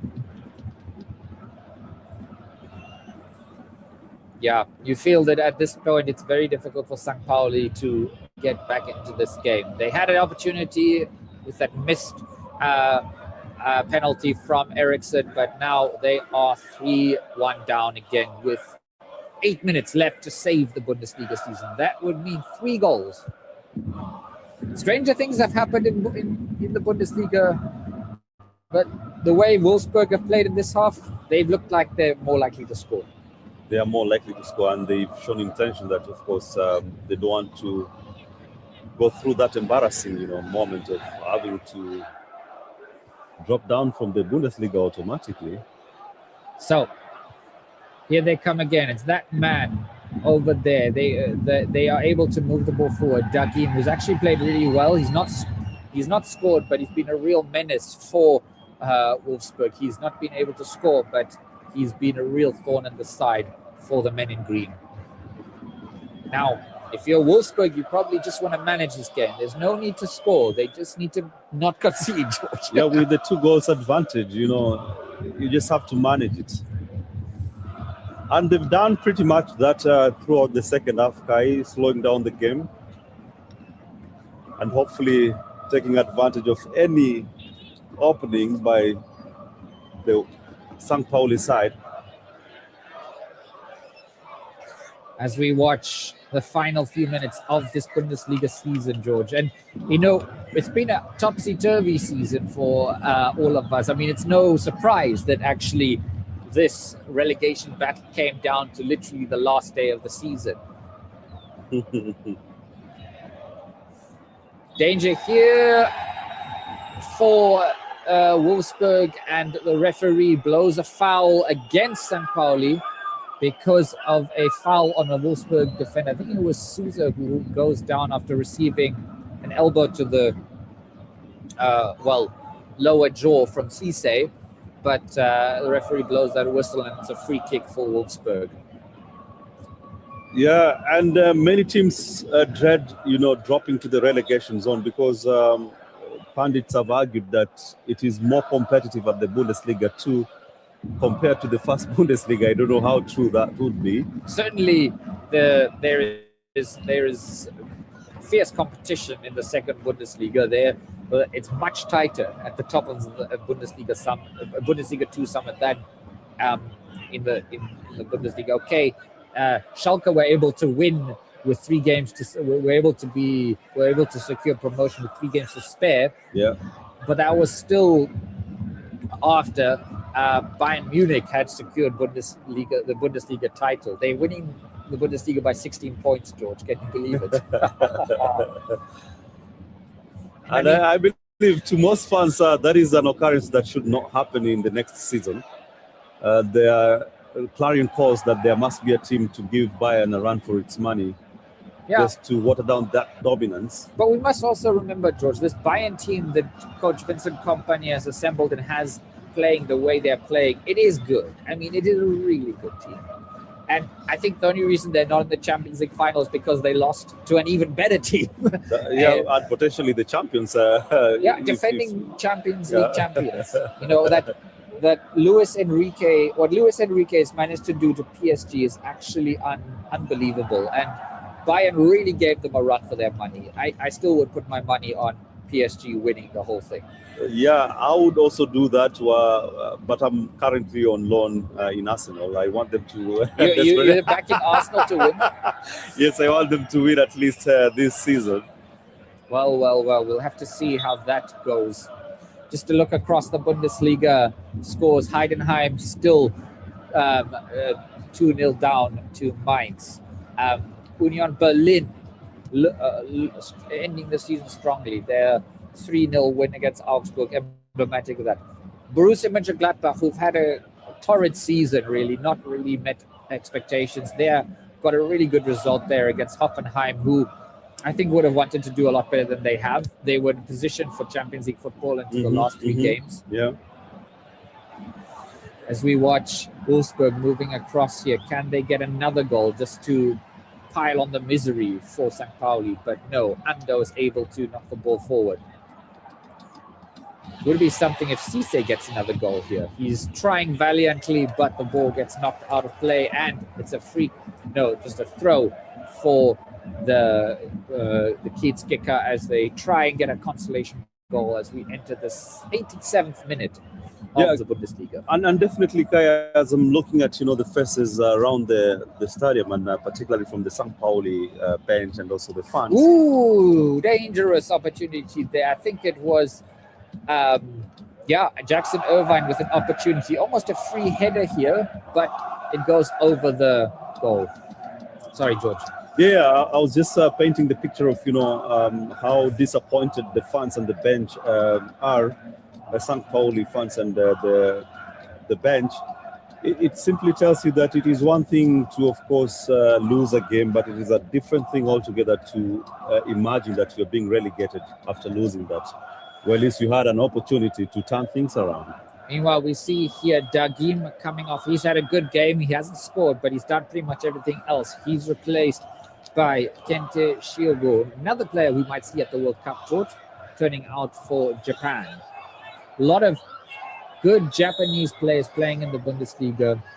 Now we're seeing potentially a yellow card here for Cisse. He is booked straight away because of a high challenge on his opposite number here, Kumbedi, I believe.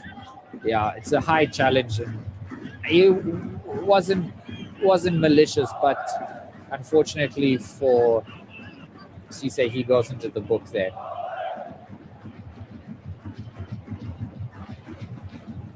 It's tricky. The last few minutes now of Bundesliga football for St. Pauli.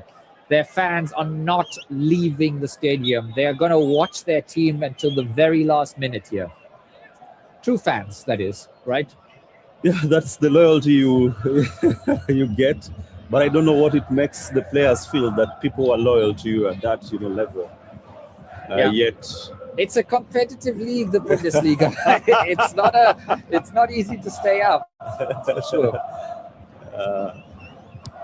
As Nikola Vasil just had a really good game for the most part. Just one mistake cost them a goal there. Kicks the ball forward now. Can they get a consolation goal? Here come St. Pauli. They move the ball up on the left. It goes out for a throw-in as Ricky J. Jones is able to gain something out of that. Now, long throw comes in, but it's well headed away. Fujita knocks the ball and it goes off a Wolfsburg player for a corner kick. Ricky J. Jones, a English player playing in the Bundesliga. A number of them have actually been very good, George, English players playing in the Bundesliga. Harry Kane, Jadon Sancho, Jude Bellingham, Job Bellingham. Job Bellingham still at Borussia Dortmund, definitely. Corner comes in, it's really good, it's dangerous, and it just comes off another St. Pauli player, but I think it's gone out for another corner kick, George?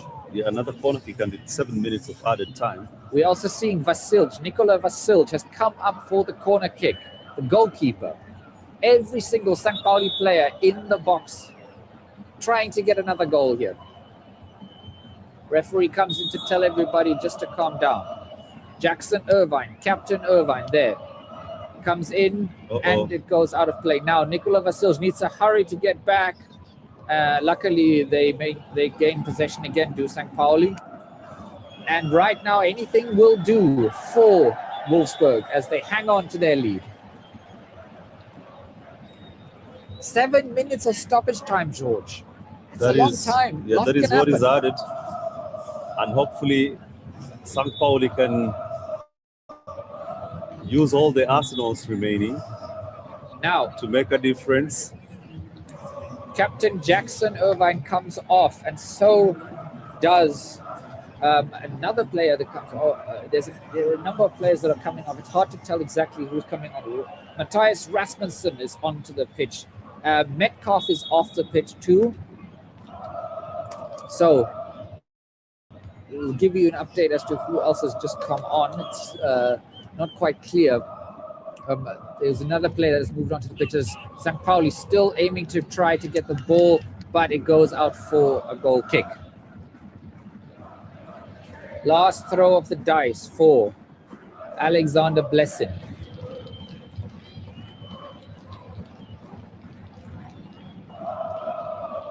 Looking across the Bundesliga, George, are there any games that have stopped already? Nope. Not yet. Yes. Well, Bayer Leverkusen have managed to draw 1-1 with Hamburg. And Bayern Munich have scored another goal. Nicholas Jackson scored. 85th minute. Nicholas Jackson has scored to make it 5-1 against Cologne. Perhaps that rallies him to better performance during the World Cup. Opportunity for Wolfsburg here. It's a really good opportunity, but it comes off a player, Mele, with a shot that is well deflected and out of the pitch for a corner kick. Borussia Mönchengladbach, they've really turned on the style there, destroying Hoffenheim 4-0. Union Berlin also scoring another goal against Augsburg. Can you believe it? 4-0. Goals are flying in the Bundesliga now. No team taking chances, definitely. Oh, good play there by Shiogu for Wolfsburg, but he's unable to take a shot. Now they come up on the left wing side. Do Wolfsburg. Now Shiogu has the chance, but it's just evades him, and now St. Pauli do their best to try and get the ball out of play. He's going into the referee's book there straight away for time wasting, and now two more players coming on for Wolfsburg, George. And we have the Algerian Amori. Amura is coming on. That's exciting.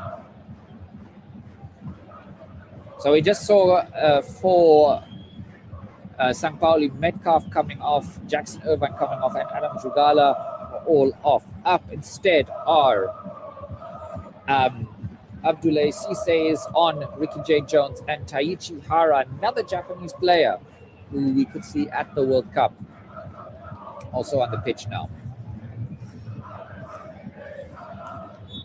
More changes on here. We're seeing Maher, the Croatian international. We might also see take part at the World Cup, playing for Wolfsburg now. Oh, dangerous opportunity there for St. Pauli, but they're unable to get another shot off. And it's been pretty much the story of their season, unable to get good shots off. And now Shiogai is able to win a free kick right in deep in the zone for St. Pauli. And I think all the Wolfsburg players are really just doing their best to run down the clock now, George. Yeah, so what happens, thinking about the future now, the few months to come, what happens to the players? Does it portend that there is a pay cut for them? Oh, danger here. Maher comes up. Here's look at the ball again. Oh, they missed the opportunity. Oof. And the referee's blown for an offside opportunity there for Wolfsburg that gets blown out for an offside position. Now, last throw of the dice perhaps here. Can they get a consolation goal, St. Pauli? We still have about 2 minutes left. Mm-hmm.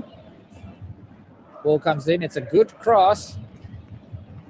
But the Wolfsburg defenders, who have actually done quite well in snuffing out most of opportunities, they've cleared this one too. It's not completely out though.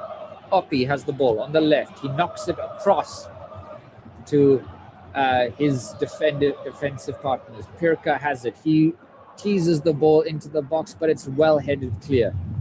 Fujita has it. Comes across. Can they get another meaningful cross? And they're not giving up. Oh, St. Pauli. But this cross is poor and ends up in a goal kick for them. Ricky J. Jones unable to get the ball there. Can't believe it. The fans have not left the pitch. Alexander Blessing looks downcast. He knows the game is up, George. There is nothing they can do about this. It's pretty much impossible to pull 4 goals, actually, is what they need. Yeah. And at the moment, it also looks pretty much like the end of the road for Heidenheim. They're in stoppage time too, but they're still 2 goals down. Across the Bundesliga, other games have now ended. Borussia Mönchengladbach, 4-0 winners at Hoffenheim. And Borussia Dortmund, 2-0 winners against Werder Bremen. Anywhere will do now for Wolfsburg. They move the ball up, but they lose out. Nikola Vasilt, he's got 20 seconds left of this game. He punts it forward. Header comes in from Cisse, who's done all he can at this stage of the game, but his efforts have not been enough to drag St. Pauli back into contention. Referee Daniel Siebert looks down at his watch. Can't be more than a few seconds, George. And there you go. And there it is. The end of the Bundesliga season and the end of Bundesliga football, at least for the time being, for St. Pauli, George. As we watch the players from Hamburg fall onto the pitch, they are downcast. There's not much you can say to them right now, George. Definitely, they know what this means altogether. One can't take away the fact that they poured their hearts, everything they had for this particular contest. But the stronger team emerged victorious, and that was Wolfsburg, who've now secured that solid position of playoffs and not automatically being relegated. Well, George, looking at the stats, I mean, you're right. Wolfsburg were the stronger team. They had 9 shots off target, 10 shots on target, compared to St. Pauli's 3 shots on target. Really, quite honestly, Abdoulaye Cisse was the one guy who actually made a big difference in this game. All of his shots came in since he came on. He was probably one of the better players for St. Pauli, with Vasilj, he had a good run, but he couldn't keep out all of the offense from Wolfsburg, who ran out, I think, deserved winners in this game. But look at that, George. Isn't that moving in a way to see? Not a single fan has left the stadium from either side, actually. I mean, it gives you the support, and seeing them sing the loyalty song. And they're singing You'll Never Walk Alone. It's blaring through the stadium right now. Oh, what a moment, Guy. So the question would be frequently asked questions. Do they have to take a pay cut as players as they drop down to the Bundesliga 2? Or should they start shopping for other clubs to play for? So, of course, there are players that are contracted to play only in the Bundesliga. Often when the team does go down into the second league, it depends, of course, a lot on who the individual is. Often teams do go through a lot of change, because there are financial implications for not playing in the Bundesliga. That is why it's such an important step for particularly the smaller clubs to retain Bundesliga football because of the financial benefits of playing in this league. But honestly, so St. Pauli have been in the Bundesliga for the last 2 seasons. It's been an absolute pleasure having them here. They've added something that no other club can bring to the Bundesliga, and I'm quite sure we'll see them again in the future, George. Yeah, definitely. And Kaya, look at the simple hack to make sure that you're not relegated. I'm just looking at the entire table. It's just making sure that you win 15 games in the Bundesliga. Just 15 games. 15 games. It's not all that easy, though, is it? As we've seen. Certainly. Ensuring that all the home games you bag a victory, and you may as well lose the other games, but make sure you win 15 games. Well, we see some of the St. Pauli fans literally in tears as they watch their beloved club huddle in the middle along with the staff. I mean, it's a difficult talk that Alexander Blessing is giving right here. I don't know what more you could say. They certainly did not give up. They tried their best, did St. Pauli, and I think the fans know that. But at the end of the day, falling into the second division of German football is not what they hoped for. But looking at how the table has ended, Wolfsburg do maintain 16th position. Heidenheim are in 17th place. That doesn't help them very much. They're equal on points with St. Pauli, but St. Pauli, unfortunately, end the season in last place, and they now hold the record, an unwanted record perhaps in the Bundesliga for finishing last in the Bundesliga more times than any other club. Definitely. And that is a record nobody really wants to have, I think it's fair to say. Meanwhile, looking across towards the top of the Bundesliga, where, I mean, it's fair to say we have a player named Harry Kane who has scored 36 goals in the Bundesliga, George. Isn't that insane? It is indeed insane, and this was, a stellar performance for Harry Kane this season. Which may as well, could be wrapped by, a Champions League victory, which, just slipped their fingers at the dying minutes when they faced PSG. But he gave his all, even at the Champions League. So it's pretty much to say that Harry Kane has, a brighter days ahead of him. But also to mention is that they still have a chance for a double this season as they face Stuttgart in the DFB Pokal. That should be next weekend. Yeah, certainly. And actually, we have an interesting situation here because there's been a very, very, very late goal coming in the match between Frankfurt and Stuttgart, George, because Stuttgart were actually winning that game until the 72nd minute, and now Johann Burkhardt has scored two goals in the dying minutes of the second half to bring Frankfurt level. That is interesting. Now that has big implications for Stuttgart because if they somehow lose, they might actually be pipped by Hoffenheim to go into the Champions League football here. Yeah. They have to hold on to that place. And Leverkusen doesn't change too much for them. They're still behind Hoffenheim and have secured European football in the Europa League. Freiburg have secured the Conference League. So that's how they end their season. Actually, that game, Eintracht Frankfurt versus Stuttgart, is the only game that's still being played. The rest are all over. George, can you give us a rundown of what the final scores are across the Bundesliga? Yeah, definitely, Kai. As we look at things and the way they've unfolded, it's safe to say that the match that we are commentating on, St. Pauli versus Wolfsburg, has ended. Wolfsburg carrying the day. They knew that the 3 points were very critical to give them a survival at the 16th place, which gives them another opportunity for playoffs in the Bundesliga. Then we had another relegation battle between Heidenheim, who was supposed to win, and their victory could have perhaps changed and shifted things around. But they lost in the hands of Mainz by 2-0.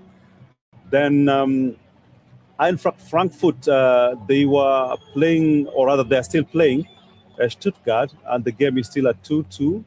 All eyes are on that particular one, just to see how the position, or rather the chance of the Champions League plays out. Then we have Dortmund, who have scored 2 goals against Werder Bremen, and Leverkusen have settled to a 1-1 draw against Hamburg. Gladbach have marauded, and they've won the game by 4 goals against Hoffenheim. And then we have the other serial winners, Bayern Munich, having scored 5 goals against Cologne, who managed only a single goal in today's game. And then Union Berlin 4 goals against Wolfsburg, who didn't manage to, pass any goal or rather ball past the net. And then finally, Freiburg have won by 4 goals against RB Leipzig, who scored only a single goal. Certainly lots and lots of goals across the Bundesliga there. And of course, for Freiburg, this can only be excellent preparation for their Europa League game against Aston Villa, which is coming up there. Really good warm-up, I would say, for that. Excellent results for them there. As for Union Berlin, they also were very, very clinical in their win there as we watched the final minutes of the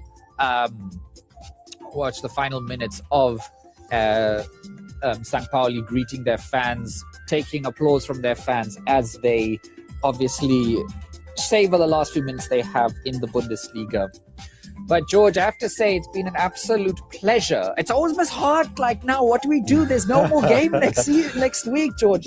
No more games next week, but all attention is now shifted to the World Cup.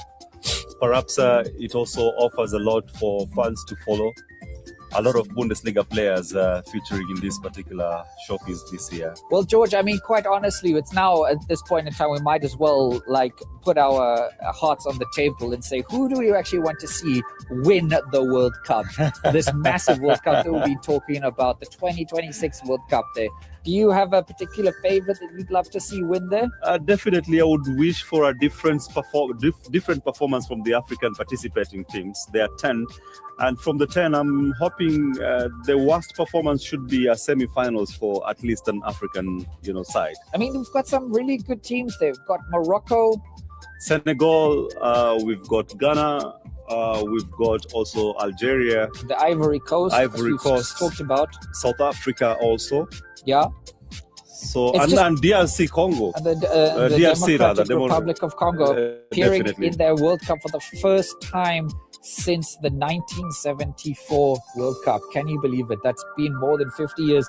Now, of course, it's actually very hard to predict this World Cup, I think, George. It's definitely very hard. Because it's so massive. Like, there's so many teams, so much could happen. Yeah, and a lot of games to be played as well. And, I mean, that's the thing.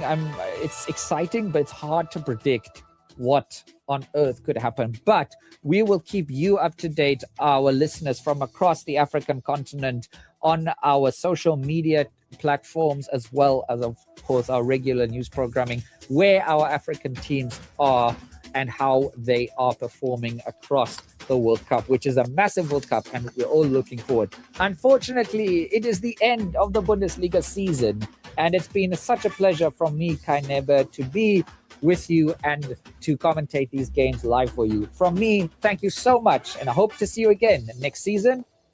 And George? Definitely, George Okachi is my name, and much appreciated to all the fans who are contributing and also following and giving us different predictions. And we hope to have the same energy next season. Until that season, God bless you.